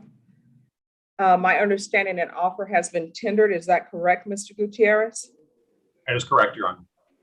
And Mr. Barbosa, are you rejecting that offer? Yes, ma'am. Are you requesting a jury trial? Yes, Your Honor. All right, all parties have had a chance to confer over a jury trial date. Defense, any objection to November 1st as the jury trial date? No, Your Honor. State, any objection to November 1st as a jury trial date? No, Judge. Mr. Barbosa, do you have any objection to November 1st as a jury trial date? No, ma'am. All right, Mr. Barbosa, I'm gonna need you to make sure you speak up, okay? Mr. Barbosa, the court will not accept any plea bargain agreements after today. If you decide to enter a plea, the court will only accept pleas that are open to the court after today. Your jury trial date will be November 1st at 9 a.m. If you are on bond, you will need to appear in the 187th District Court at 9 a.m. dressed for trial on November 1st. However, if you're still in custody, you will be brought over from the jail dressed for trial. Do you understand? Yes, ma'am. All right, Mr. Barbosa, when is your jury trial date? November 1st, At what time? 9 a.m. All right, and you have no objections to November 1st as a jury trial date, Mr. Barbosa? No, Your Honor. All right, thank you. If there's nothing else, we'll close the record. Are you finished speaking with your client, Mr. Gutierrez? I am, Your Honor. All right, Norma, can you let them know that L6 can go back? And also, Norma, L13 Martinez can go back. Thank you. All right, thank you, Mr. Gutierrez. You are excused. Thank you, Your Honor. You're welcome. Brenda, I'm afraid to remove spotlights because we don't know what's going to happen. So weird. It is. Sometimes it works, sometimes it doesn't.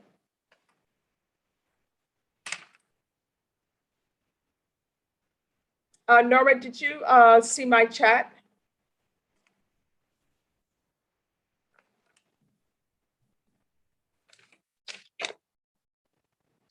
Kathy Compton. Hi. What is happening with your client? Hi, good morning, Your Honor. I just received this morning the copy of the MTA. Alexandra has 2 misdemeanor cases pending that I do not represent her on. I think that Nathaniel Navy represented her, but he let me know that he has filed motions to withdraw on her cases. So I'm not quite sure. I'm not on the misdemeanor wheel, but normally they will appoint me if I have the felony. So I'm not sure. I did get an offer for Meredith. We conferred that I don't feel comfortable advising her without having more information on the assault family violence, because it sounds like there may be some meat on those bones to work with once I look at everything. And she was like 7 months pregnant at the time, was having some health issues. Okay. So don't I need think that. there's just a lot more that I need to look at, Judge. All right, Norma, on Alexandra Godinez, can you set this for a contested hearing, please? And if it turns out that it's not contested, then we will do something else.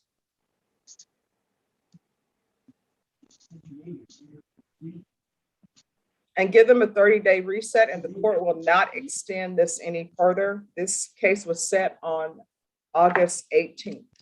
Judge, Previously. the case, I'm sorry, but to let the court know, the case was set on August 18th when I had an unavailable notice into the court since March. And I actually was caring for my mother who was diagnosed with liver cancer. So I wasn't trying to not appear or to delay things. So I would appreciate actually a little bit longer reset, since I'm just coming back from a month of dealing with going back and forth to Houston.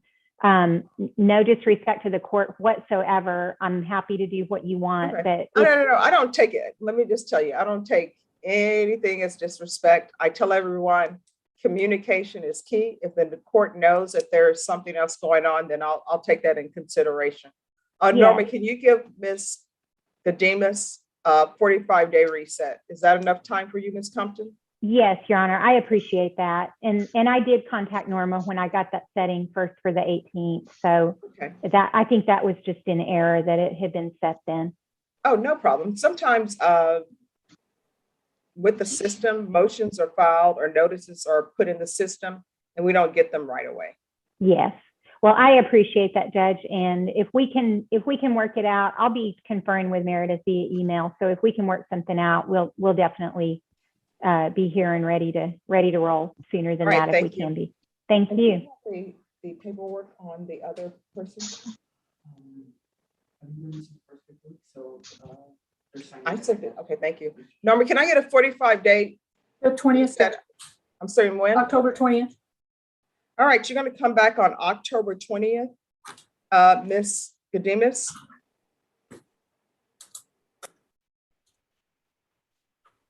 And it will be for a contested hearing. If it's not a contested, then your attorney will call you and let you know. However, if it is contested, you'll need to appear in the 187 District Court in person. Do you understand? I need you to unmute.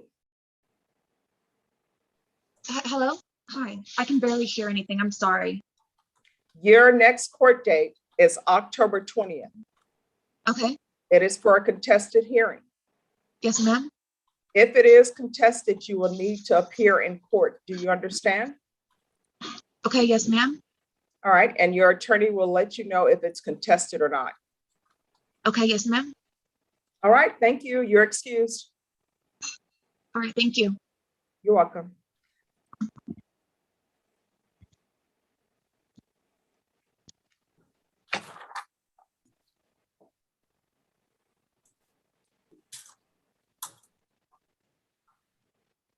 You already signed it in this paragraph?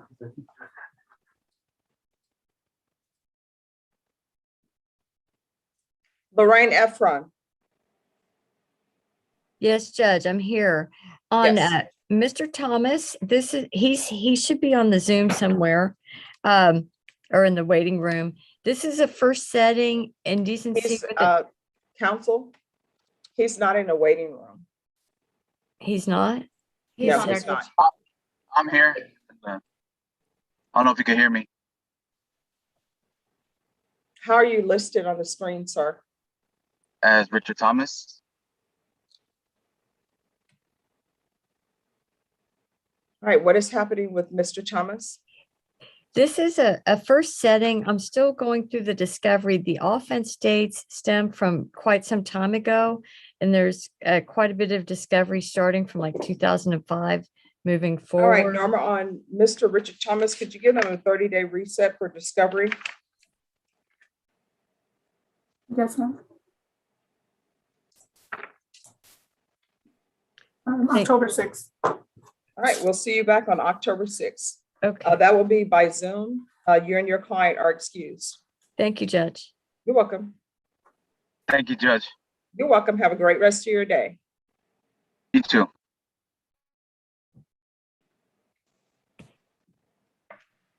All right, Nathaniel Navy.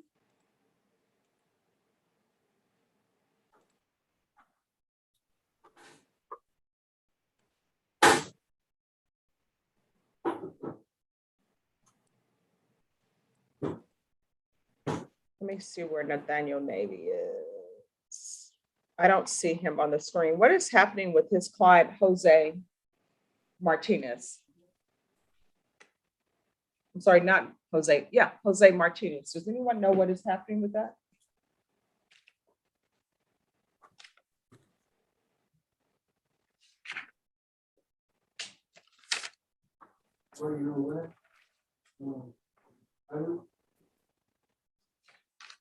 All right, we're going to take up then Pat Hancock. Are you ready on your case? Yes, Judge, I'm ready, and I have a witness in the waiting room by the name of Brian Pettis. All right, there is no one in the waiting room. I think he's already been okay. placed in the main room. Thank you. Tom Nesbitt, are you ready? Yes, ma'am. All right, and Patrick, your client is? Daniel Wilson Jimenez, Your Honor, and I've got one witness on this bond reduction hearing. Okay. Good morning, Tom. For me? I said good morning. Oh, good morning.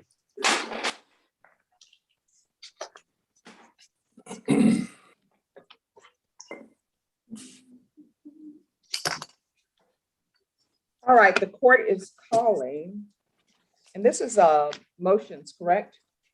Judge, it's simply a bond reduction motion. Okay. His bond's set at $250,000.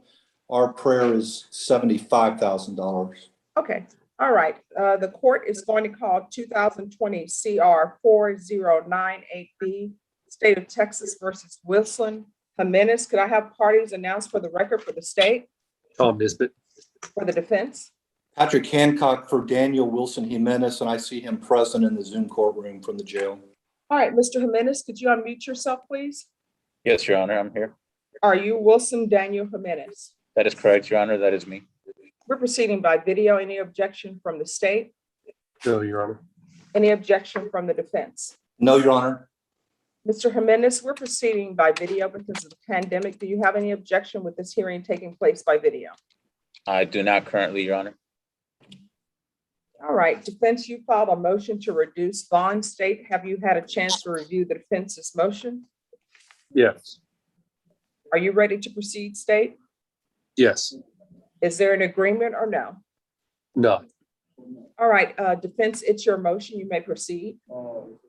Judge, I have a witness, Brian Pettis. I don't see him on my screen. There he is. So, Judge, I would call Mr. Brian Pettis as my one and only witness. All right, Mr. Pettis, if you can raise your right hand for me, please. Do you solemnly swear or affirm the testimony you give will be the truth and nothing but the truth, so help you God? Yes, Your Honor. All right, you can lower your hand. Mr. Jimenez, I'm going to mute your end because we have noise from other inmates coming in. But if there's something that you need to say, just raise your hand. I will see you, or either your defense attorney or state will see you and let me know. All right, Mr. Pettis, can you spell your name and state it for the record? Yes, Your Honor. My name is Brian Arturo Perez Moreno. It's B-R-I-A-N. My last name is Perez, P-E-R-E-Z. All right, defense? May I proceed, Your Honor? Yes. Brian, good morning. Can you hear me okay? Good morning, Patrick. Yes, sir, I can. Brian, I'm going to ask you a series of questions. Obviously, these questions are intended for the judge to hear the responses. So it's a little different doing it on the screen, but I'll just start with my questions. You've stated your name. Can you tell the court where you reside, where you live?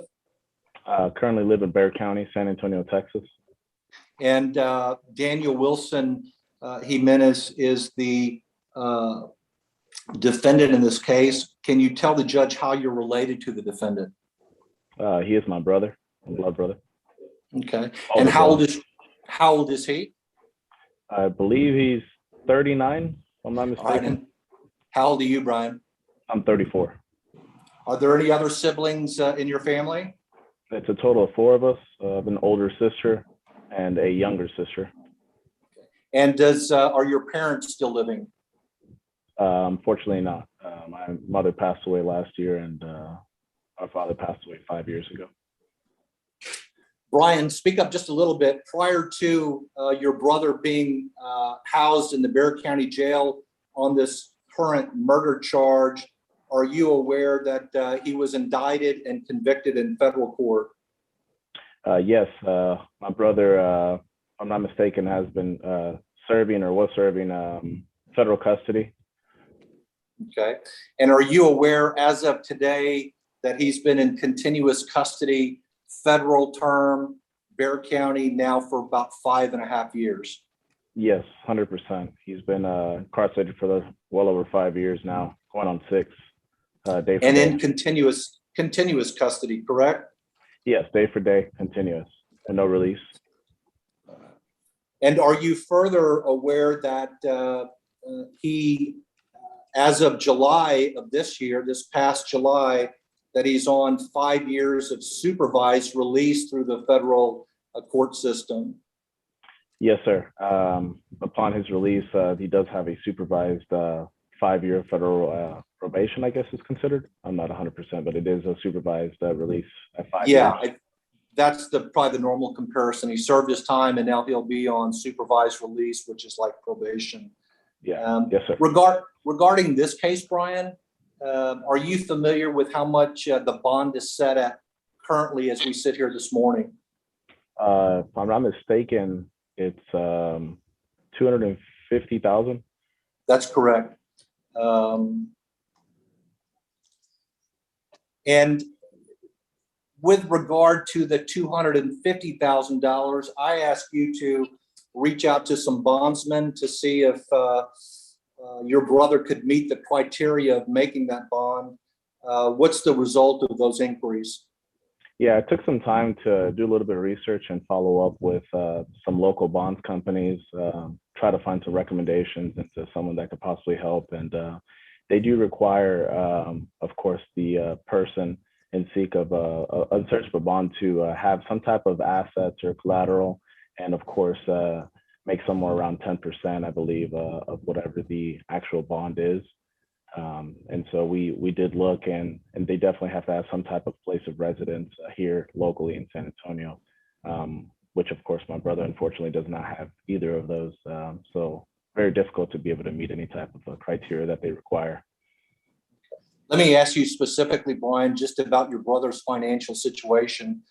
Does your brother have any financial assets like real estate, retirement, or any marketable assets that have any financial value? No, my brother definitely does not have any type of real estate or assets or really anything to his name. Just besides what we were able to come up with as siblings for him for his commissary. That's really what he's strictly solely depending on. So he relies on you for everything, including his commissary? Yeah, it's a little difficult right now, but yeah, he definitely is relying on myself, my 2 other siblings. It's all right.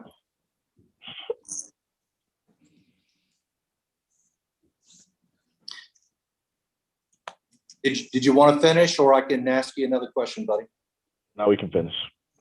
Okay. So look, let me just ask you the magical question. Is your brother's net worth is $0 right now? Yes, sir. So if the bond were reduced, Brian, and let's say you and your siblings were able to come up with some kind of agreement with a bondsman, would your brother be able to reside with you in Bexar County? Most definitely. Yes. I live here in San Antonio, and whatever he would be needed in regards to residing here in San Antonio, and of course make sure that he is show up to courts or whatever we could be able to do to help him. He definitely would be able to do that. And would you support him in any way, transportation, anything regarding making his court appearances before this honorable court? Of course, yes.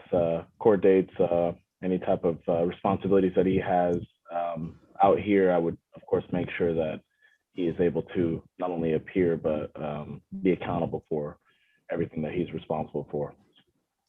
Just couple of specific things about your brother. Did he serve in the United States military? Yes, sir. My brother did definitely. He is a veteran. He served in the United States Army and served his time and completed his time along with going to school and everything here. He's a veteran of the United States military. Is that correct? Yes, sir. Veteran for the United States Military Army. And he was associated with in the medical branch as a radiologist technician?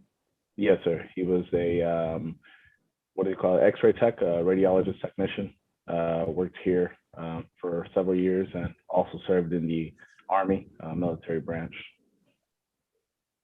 Brian, let me ask you, there's a co-defendant in this case by the name of Brittany Mitchell. Are you familiar with her lawyer? Am I familiar Well, with let me ask you this. Are you familiar with the lawyer who made her bond? I do have knowledge of the attorney that did, yes, I do have knowledge. And she's charged with murder as well, is that correct? Correct. And was her bond set in the amount of $75,000 in this matter? Originally it was not, but I believe it is now. Okay. It was reduced to the amount of $75,000? Yes, sir. All right, Brian, I think that's all the questions I have. I appreciate your time and I'll pass the witness. All right, State. Thank you, Your Honor. Brian, you and your brother, the defendant, you're originally from Colombia, correct? That's incorrect. I myself am a United States citizen. Okay. I have lived here and I'm a citizen. My brother, he is from South America, from Colombia. Okay. And then you yourself have been to prison once before? Sir? You have been to prison once before? That's correct. Okay. It was for a drug offense about 10 years ago. Correct. All right. Judge, I have no further questions. All right, any follow-up defense? Judge, I'm going to follow up just very quickly. Brian, with regard to your brother being born in Colombia, are you aware of any parole hold, on any immigration hold on your brother? No, sir. And let me ask you, during his time in federal custody, was there ever any immigration hearing alleging some kind of immigration hold? No, none at all. And further, Brian, how old was your brother well, hell, I don't even think you were born yet, but what is your family knowledge of when your brother came to the United States from Colombia? My brother got here when he was right around 3 years old, and since then has never been back. And that's what I was going to ask you. You have no relationships in Colombia, blood or otherwise, that you're actively involved in? I wish there was, but unfortunately, no, there's really none at all. Okay. And just to follow up, he's not been back since he came over here at 3 years old. Is that correct? Yes, sir. Since he was 3 years old, so about 36 years. Very well. Thank you, Judge. That's all the questions I have. Nothing further, Judge. No, Your Honor. Thank you. All right, any other witnesses? No, Sister ma'am. Rincon? No, All ma'am. right, State, any witnesses or evidence? Evidence, Judge, we previously emailed states 1 and 2 to all the parties, and Brenna, won't forget you this time. So we offer states 1 and 2 in evidence for the limited purpose of this hearing. Any objections to states exhibits 1 and 2? Judge, give me just a second. I didn't know I had an email here. Give me 1 second, please. No problem. And just for the record, when the court receives exhibits by email from the state, the court makes sure that the defense is included in that email, and the court does not review those exhibits until they are offered and admitted. Okay, Pat, I sent it to Roadrunner, Rattler. I've got it. Okay. I got it. Judge, let me just ask Tom one question. Tom, is it just the, looks like it's the Bear County Sheriff's prosecution guide or main investigative report? Yes, and then there is a Bear County SID number run sheet for your client as well. It's two exhibits.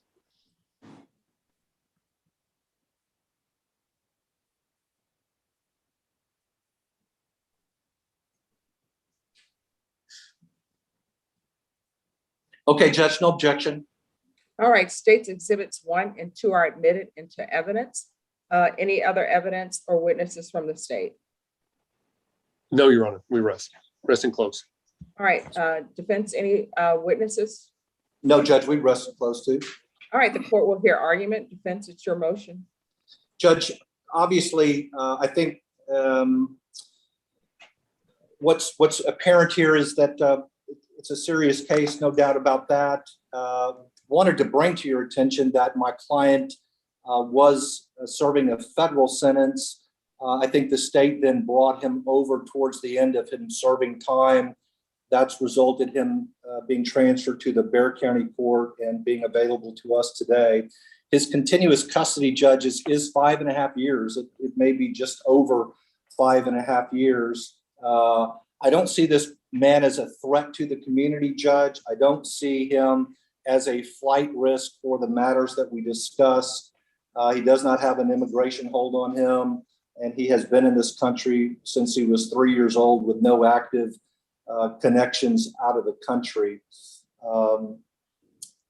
You've got the offense report in front of you, Judge. There's a co-actor in this case. Her bond has been reduced from, I think, $500 to $75,000. My client, I think Mr. Nesbitt would agree that at some point the bond was set by a magistrate at $500,000 and then reduced to $250,000.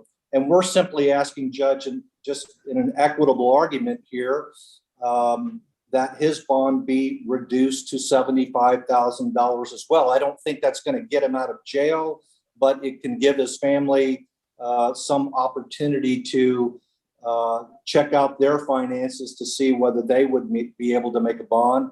Obviously, Mr. Jimenez could live with his brother. He's employed here in San Antonio, has a place to live. In this time of COVID, not knowing when we can get these things off the ground, Judge, I'd ask for you to consider it. I did want to mention, Judge, he's a veteran. He served 2 years active military with an honorable discharge and has VA resources available to him. I know everybody has different associations in the alleged facts, Judge, but I did want to point out to you that from my review of the report that I think Mr. Nesbitt gave you, that the co-defendant here has a very similar, if not worse, criminal history than my client. Coincidentally, she did federal time for the exact charge that Mr. Jimenez did his 5 years or 5.5 years in the federal facility. So, you know, Judge, it just seems like the argument's real simple for us. He doesn't have the money to make a bond. He's not a threat to the community after being incarcerated for 5.5 years, and he is not a flight risk. And we'd ask this honorable court to reduce his bond to the amount of $75,000, which would be in equitable relation with the co-defendant in this case. All right, State. Yes, Judge, please, the court, we oppose any further reduction. As the defense correctly noted, his bond was reduced by half previously by agreement by the state, but at this time we are opposing it. I'll keep my argument real short. The court has heard all the facts and evidence. We would merely point out that in reviewing the state's exhibits, you would learn that this defendant is alleged to be the shooter in the murder, and that the crime is one of retaliatory nature. We think that presents safety issues to the court. We would say it's an inescapable fact that this defendant has out-of-country ties, whether minimized or not. And that's something for the court to consider. Based on all these factors, Your Honor, we oppose any further reduction of this defendant's bond. All right, defense, it's your motion. I'll give you a final argument. You know, Judge, I just wanted to bring to the attention that he's now on supervised release. So, you know, it doesn't really have any practical meaning as long as he's in the Bexar County Jail. But if he's released, Judge, he does have to report. He does have to be drug tested. He will have a curfew. It's very stringent, as you know, Your Honor. So he would be a part of that. He has no place to go. Obviously, Judge, I think it's fair to say that the state would take the position that he was a shooter in this case, but right next to him and whatever the facts alleged are is this young lady by the name of Brittany Mitchell, who I know Mr. Nesbitt is familiar, had lied to law enforcement on multiple occasions during this investigation. So, you know, Judge, again, this seems to be an extraordinary situation where he's just not sitting in jail. He's coming off of incarceration for an extended period of time. And based upon the other bond, we would ask that you reduce it to the same amount. Thank you. All right, thank you. All right, this is what the court is going to do. Because the court has received the state's exhibits and its lengthy exhibits, I'm going to recall this for tomorrow. And Mr. Hancock, if you can be here tomorrow at that time, the court will make its ruling, but I want to have a chance to review the state's exhibits. Very good, Judge. So will I get a Zoom link saying? Yes, you'll have a Zoom link. Okay. And I can take your case up first. So I'll spend this afternoon reviewing the documents that the state has sent. And then we'll take you up first thing in the morning. Very well, Judge. Thank you for your time. Thank you, All right, Tom. you're welcome. I don't want to let everybody remain while I review documents because they're shorthanded at the jail. And as you can see, they have a lot of inmates, so they try to move them quickly. Judge, may I go to a breakout room with my client and then be excused after that? Yes, but make sure your client comes back to the main room because I have to excuse him from the main room. I'll send you out to breakout room number 1. Thank you, Judge. You're welcome. Thank you, Your Honor. Valerie, you're welcome. Valerie Fisher, Yes, Your Honor. and your client is Frank Corona. That's correct, Your Honor. Let me see. I'm hoping he's still not in a breakout room. No, he should be in the main room. All right, There. how is he listed? Frank Corona, he was earlier. L12. And 12? I don't see your client on the Zoom screen. Norma? It's 187 Corona. L12. Yeah, L12. Norma? Mr. Corona, I think he's left the Zoom and we need, there he Oh, is. he's there. All right, who's the prosecutor on this? Meredith, Your Honor. I am Judge.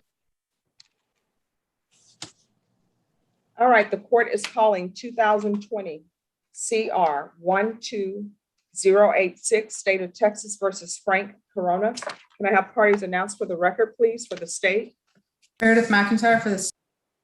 for the defense? Valerie Fisher on behalf of the defendant, Your Honor. And could you unmute for me, please, Mr. Corona? Are you Mr. Corona? Yes, ma'am.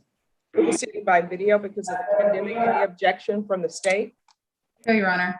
Any objections from the defense? No, Your Honor. Mr. Corona, I'm showing you what's entitled Defendant's Consent to Appear by Video Conference. Did you review that document with your attorney? Did you understand it? And did you electronically sign it? Yes, Your Honor. Court will find that the defendant has knowingly and voluntarily consented to appear by video. Mr. Corona, I'm going to show you what's entitled Application for Deferred Adjudication or Community Supervision. Did you review that document with your attorney? Did you understand it? And did you sign it? Yes, Your Honor. Counsel, I'm showing you what's entitled Discovery Acknowledgement. Have you received all the discovery in this case and did you review it with your client? I have, Your Honor. I did. Yes, Your Honor. Court will find that the state is in compliance with discovery. Mr. Corona, I'm showing you what's entitled True Bill of Indictment. Did you review that document with your attorney? Did you understand it? Yes, I did, Your Honor. Counsel, do you waive the reading of the indictment? Yes, we do, Your Honor. State, are you proceeding on the indictment as presented? We will be waiving paragraph B, Your Honor, proceeding on paragraph A. Any objections? No objections, Your Honor. Mr. Corona, I'm showing you what's entitled Court Admonishments. Did you review that document with your attorney? Did you understand it? Did you electronically sign it in all the appropriate places? Yes, Your Honor. Did you understand what you're charged with is burglary of a building with intent to commit theft? That's a state jail felony. The range of punishment is anywhere from 180 days up to 2 years in the state jail facility and up to a $10,000 fine. Did you understand? Yes, Your Honor. If you have a plea bargain agreement with the state, the court does not have to follow your plea bargain agreement. If for any reason the court does not follow your plea bargain agreement and gives you more than you bargained for, the fact that you entered a plea will not be used against you and you will be allowed to withdraw your plea. Did you understand? Yes, Your Honor. Did you understand you have a right to jury trial, right for you or your attorney to cross-examine and confront any witnesses the state will call and the right to remain silent? Yes, Your Honor. Did you understand by entering this plea bargain agreement, you were giving up those rights? Yes, Your Honor. Did you intend to give up those rights and enter into a plea bargain agreement in this case? I need you to speak up. Yes, Your Honor. Did you understand if the court were to grant your application for deferred adjudication, if for any reason your deferred adjudication were revoked, the court could find you guilty, not grant you community supervision, and sentence you up to 2 years in the state jail facility and up to $10,000 fine? Did you understand? Yes, ma'am. Counsel, has your client been able to provide you with any defenses to this offense? He's not, Your Honor. Do you believe he has a rational as well as a factual understanding of the charges against him? Yes, I believe he does, Your Honor. Do you believe he's currently competent and was legally sane at the time of the offense? I believe he is, Your Honor. Mr. Corona, has anyone threatened you, coerced you, or placed you in fear to get you to enter this plea? No, Your Honor. Has anyone promised you anything other than the plea bargain agreement to get you to enter this plea? No, Your Honor. Are you satisfied with the way you've been represented? Yes, ma'am. Are you a U.S. citizen? Yes, ma'am. The court will find that the defendant has knowingly and voluntarily waived his right to jury trial. Next, I'm showing you the plea bargain page. Did you review that page with your attorney? Did you understand it? Yes, I did, Your Honor. According to the plea bargain agreement, the state is proceeding on count 1, paragraph A, waiving paragraph B, $1,000 fine, probated. State recommends deferred adjudication. State will take in consideration JN 1970949, restitution to Jose Corona, manager of Corona Lawn Mower Shop. There's to be no contact with Corona Lawn Mower Shop at 166 New Laredo Highway, and no contact with co-defendants Manuel Leal and Luis, Luis Cordero. Did you understand that to be the plea bargain agreement, Mr. Corona? Yes, Your Honor. Defense is at the plea bargain agreement. It is, Your Honor. State is at the plea bargain agreement. Yes, Your Honor. Next, I'm going to show you the paragraph entitled Waiver of Appeal. Did you review that paragraph with your attorney? Did you understand it? Did you electronically sign it in both places? Yes, Your Honor. Did you understand by signing that you're waiving your right to appeal? The only items that can be appealed are written pretrial motions that have been filed, heard, and ruled upon by the court. Did you understand? Yes, Your Honor. Counsel, have there been such motions? No, Your Honor. Next, I'm showing you outside the plea bargain agreement. The state is requesting that your deferred adjudication be for a term of 3 years. There be a TAP evaluation, 120 hours of community service restitution, the CATS theft course, and obtain a high school diploma or GED while on community supervision. Did you understand those are recommendations from the state and the court does not have to follow those recommendations? Yes, Your Honor. Then to the offense as charged in count 1, paragraph A, how do you plead? Guilty, not guilty, or no contest? No contest. State any evidence to support the defendant's plea. State offers State's Exhibit 1 attachments. Any objections? No objections, Your Honor. Mr. Corona, I'm going to show you what's entitled Waiver and Consent to Stipulation of Testimony and Stipulations. Did you review that document with your attorney? Did you understand it? Did you electronically sign it in all the appropriate places? Yes, Your Honor. Again, did you understand you have a right to jury trial, a right for you or your attorney to cross-examine and confront any witnesses the state will call and the right to remain silent? Yes, Your Honor. Did you understand by entering this plea bargain agreement, the state will be presenting evidence in the form of witnesses' statements and police reports, but most importantly, there will be no live testimony. Did you understand? Yes, Your Honor. Court will find that defendant has knowingly and voluntarily waived and consented to stipulation of testimony and stipulations. Court will accept into evidence State's Exhibits 1 and attachments, and the court will review the same.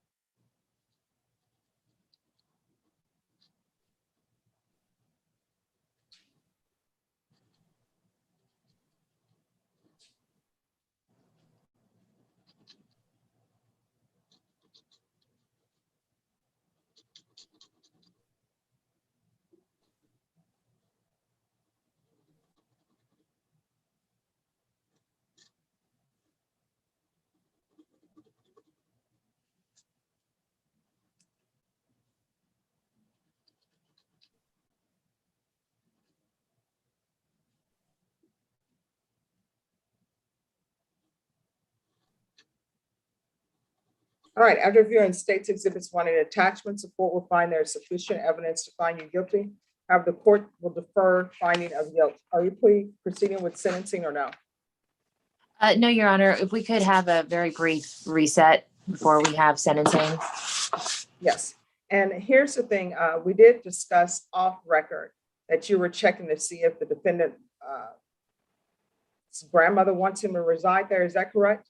Yes, that's correct, Your Honor. In light of the no contact with co-defendants, his previous living arrangement would come into issue with that. So we were just double checking he has a place to go home to. How old is your client? 19 years old, Your Honor. All right, here's the thing, I don't like to have trouble visited on the elderly's doorstep.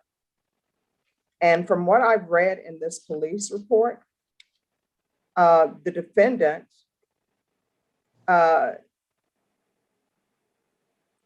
person who was the victim of the burglary is his father. No, Your Honor, that's just No, it says one also positively identified his son as the third defendant on the burglary case, defendant 3. So who are the Corona lawnmower? Is he related to Corona lawnmower shop? He is not, Your Honor. It's a Your Honor, I coincidence. believe that is actually a coincidence. The father is listed under 01, I believe, who's the one that Yes. I saw him on the surveillance. Okay. All right. I still don't think your grandmother would want you to have this visited on the doorstep, but we can see if the grandmother wants him there. But I'm telling you now, Mr. Corona, if I follow your plea bargain agreement, you're going to follow my rules.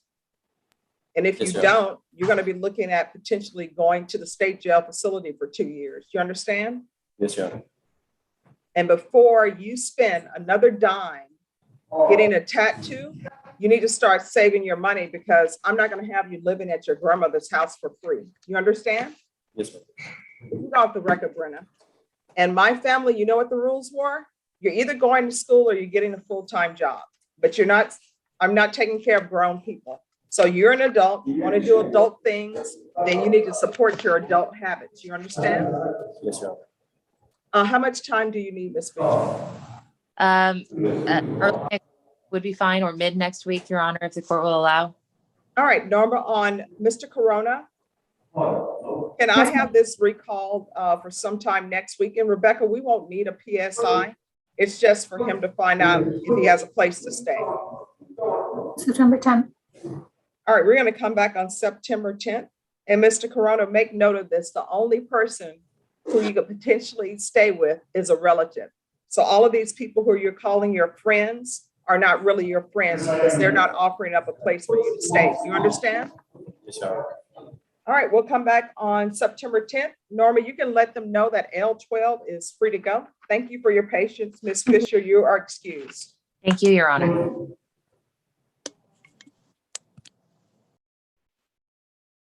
And let me see, who do we have left?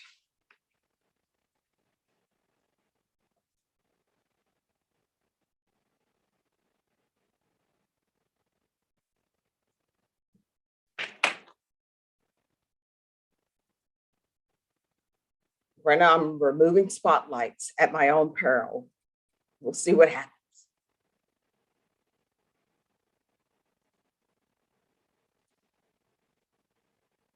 All right, Alfonso Otero, what's happening with your case? Judge, we're ready to proceed. That's a sentencing. I reviewed the PSI. I don't have any objections. All right, who is your client? That's Mr. Stigers, 14E. Okay. Who is the prosecutor on this? I am Judge. Okay.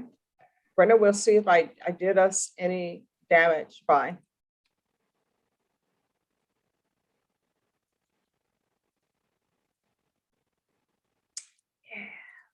Brenda, you know what? It may be you. Let me see. What my lifestyle had led up to, and all right, something happened. We can no longer do. I wish I could take it spotlight. back every day. I have to live with this. I dream about this every day. And let me make, yes, I do have a PSI report. All right. Court is calling 2019 CR 10694, State of Texas versus Jeremy Stigers. Grab parties announced for the record for the state. Meredith McIntyre for the state. For the defense. Alfonso Otero on behalf of Mr. Stigers. Good morning, Judge. Good morning. Could you unmute Mr. Stigers? Are you Mr. Stigers? Yes, ma'am. We're proceeding by video because of the pandemic. Any objection from the state or the defense? No, Your Honor. No, Judge. All right, Mr. Stigers, do you have any objection to this sentencing taking place by video? No, ma'am. I fell off the wagon. All right, my I was understanding, going through something. according to the plea bargain agreement, there's an agreement for deferred adjudication, but I believe we were coming back to find out the results of the McMyoffe evaluation. And Judge, I had gotten an email from CLO Reyes, and who had been in contact with Mary Helen Lopez with probation, who deals with this unit, that they did not do one because apparently he already had one on file, an evaluation, but that they were asking for a lifetime recovery be included in his conditions, and that he would be able to be transferred from detention to lifetime, and that they work with the MIC unit for his care.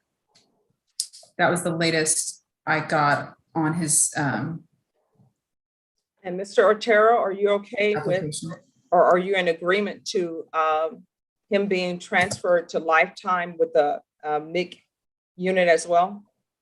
Yes, Judge. All right, Mr. Stigers, could you unmute yourself?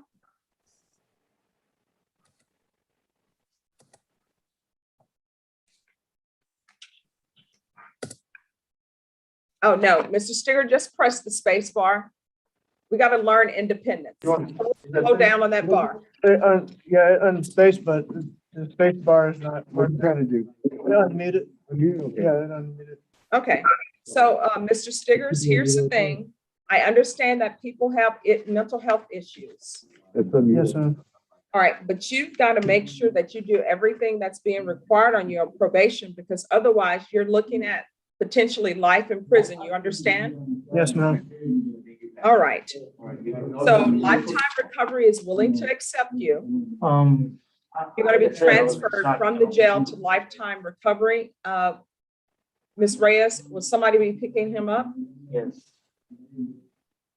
That's my understanding, Judge. I don't know, once we get the paperwork done, I don't know what the turnaround time is. Okay. So it's going to be, I'm going to place you on 6 years deferred adjudication. Off the record. Norma, can you let them know 14 in can go back? That's a menace. Reliving it every day and then relating it to someone is just too much. I'm going to mute you, Mr. Stiggers, because we have noise coming from your end. Yes, ma'am. But when I need you to say something, I'll ask you to unmute. 6 years deferred adjudication, $1,500 fine, that will be probated. Transferred to lifetime recovery. The only times I did From talk to jail. No, anybody no, was Mr. fresh Stiggers, keep right yourself after muted. that. MIC unit. And lifetime recovery, that's the 90 days with lifetime. No contact with Sandra Marsh, M-A-R-S-H, and Valero at 15720 US 281 North. That's San Antonio 78232.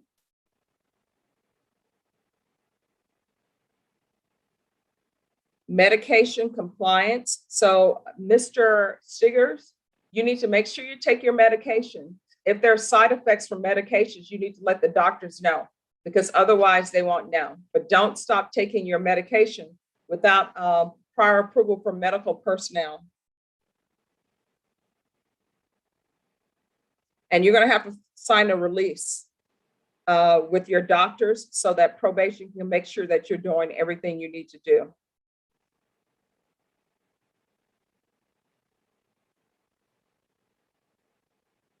Rebecca, how will you all handle reporting from lifetime?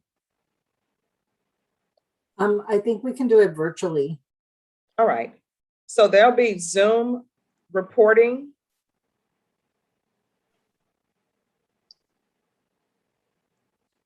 Weekly for 20 days. That's just so that he can get in the habit of reporting, Rebecca. And that if he's doing well at lifetime, then we can switch it up to monthly reporting.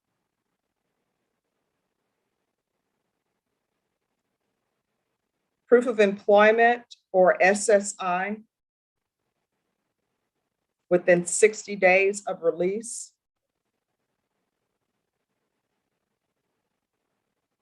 And that'll be 60 days of release from lifetime recovery, because I want him to concentrate on recovery. But Mr. Stiggers, if you're able to get employment before then and lifetime approves, that will be fine. If you obtain employment, then there's to be no employment as a home health care provider or with minors. Rebecca, is there anything else he needs? No, ma'am. I'm sorry, were we gonna do like random drug tests after release, or? Yes, random UAs after release.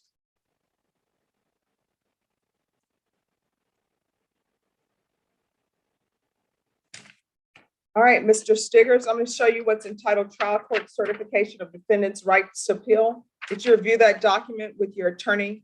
Did you understand it? And did you electronically sign it?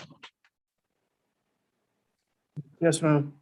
Because this is a plea bargain agreement, because I followed your plea bargain agreement, and because you waive your right to appeal, you do not have the court's permission to appeal. Do you understand? Yes, ma'am. All right, Mr. Stiggers, good luck to you. I'm going to send you to a breakout room with probation, and we will, she'll go over your conditions. And Mr. Arturo, if you'll wait in breakout room number 1, we have a couple of more matters to handle, and then you'll be excused. But if you'll go to breakout room number 1 with your client, please. Yes, ma'am. Thank you, Judge. Nathaniel Navy, you're welcome. Nathaniel Navy, what are we doing with Jose Martinez? My client and I just finished signing the documents.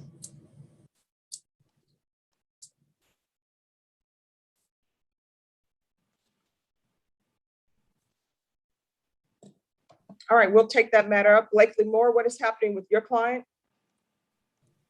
Judge, Hunter and I have discussed everything. We have an agreement. There are some issues with the indictment that we have to get modified and then get the plea paperwork together. We didn't know if you wanted to take this up on Friday, the plea. No. Let's take it up tomorrow for plea. Unfortunately, I'm in a contested hearing tomorrow involving CPS and some subpoenaed witnesses. I won't be available to do that. Is there any way we could do it either Friday or early next week?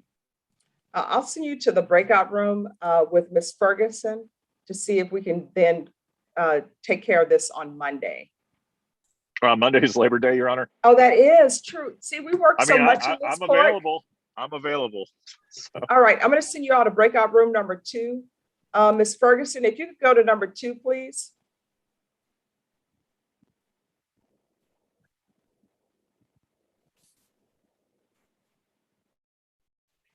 And Hunter, are you on Jose Martinez? Yes, Judge. All right, and we'll do the paperwork on Blakely Moore's client on Tuesday. All right, the court is calling 2019 CR 7473 and 2019 CR 10319, State of Texas versus Jose Martinez. Could I have parties announced for the record for the state? Adam Morris. For the defense? Nathaniel Navy, Your Honor. All right, Mr. Martinez, can you unmute? Are you Mr. Jose Martinez? Yes, ma'am. We're proceeding by video because of the pandemic. Any objection from the state or the defense? No, Judge. No, Your Honor. Mr. Martinez, did you review a document with your attorney entitled Defendant's Consent to Appear by Video Conference? Did you sign it and did you understand it? Yes, Judge. Court will find that defendant has knowingly and voluntarily consented to appear by video. In each of these cause numbers, I'm showing you documents entitled Motion to Enter Adjudication of Guilt and Revoke Community Supervision. Did you review those documents with your attorney and did you understand them? Yes, Judge. And cause number 2019 CR 10319, are you the same Jose Arnulfo Martinez III, who was placed on deferred adjudication Yes, for the Judge. offense of possession of a controlled substance, penalty group 1, 4 grams to 200 grams on March 2nd, 2020 for a period of 4 years? Is that you? Yes, Judge. And are you the same Jose Arnulfo Martinez III, who was placed on deferred adjudication in 2019 CR 7473 for the offense of possession of a controlled substance, penalty group 1, 4 grams to 200 grams on March 2nd, 2020 for a term of 4 years? Is that you? Yes, Judge. State, are you proceeding on the same allegation in each motion? Yes, Judge. Condition number 1. Defense, any objection to the state reading one allegation and your client answering, and that true or not true will be for both motions? No objection, Judge. That's what my client. That's what my client and I discussed. No objection. All right, state. On or about the 14th day of July 2021 in Bexar County, Texas, the defendant, Jose Arnulfo Martinez III, committed the offense of possession of a controlled substance, penalty group 1, in violation of condition number 1. And each of the cause numbers, how do you plead to that allegation? True or not true? True, Your Honor. State? State would waive and abandon the remaining allegations in both causes. Any objections? No, Your Honor. Mr. Martinez, did you understand by pleading true to violation of condition number 1 in each of these motions, the court could find it true, grant the motion, and find you guilty and sentence you up to 20 years in each of these cause numbers? Did you understand? Yes, Your Honor. Knowing that, do you still wish to plead true to violation of condition number 1 in each of these cause numbers? Yes, Your Honor. Then in each of the cause numbers, the court is finding violation of condition number 1 true. Is there an agreement? There is, Judge. We'd ask this court to deny the MTR, amend the conditions of probation to include a referral to the felony drug court, UA hotline until acceptance and admission into the felony drug court. And then for the plea of true, the state will take into consideration NIMAG number 622459. Is that the agreement? Yes, Your Honor, that's the agreement. Mr. Martinez, are you asking the court to follow that agreement? Yes, ma'am. All right, the court will follow your agreement. In each of the cause numbers, the court will deny the motion, alternate amend conditions to include the UA hotline, a referral to felony drug court, and taking considerations NIMAC number 622459. Mr. Martinez Yes, ma'am. and Brenna, we can go off the record. You need to make a decision. And your decision is marijuana worth going to prison for 20 years? No, it's not. Okay, why are you acting as though you want to go to prison? Because anytime someone comes to a court on a motion to revoke, that's telling the court you want to go to prison. No, man, I don't know. I just had a lot of things going on at the time, but it's no excuse. I mean, a lot of people have a lot of things going on, but They don't pick up cases and they don't use drugs. And if you continue on this path, you're going to find yourself potentially going to prison for 20 years. Do you understand? Yes, ma'am. So you know better, you need to do better. Are you going to test positive today? I'm not 100% sure, but there is a slight possibility because weeks ago I did quit. But if we're able to monitor my levels, you can see that I quit and I'm done with it. All right, Rebecca, I'm going to want a UA from him today so we can test levels, but I still am going to want the UA hotline. Thank you, Judge. You're welcome.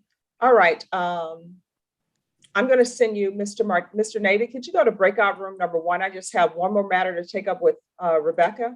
And then Mr. Martinez, I'll send you to number 1. Thank you, Judge. You're welcome. All right, Mr. Lemire. Can you unmute, please?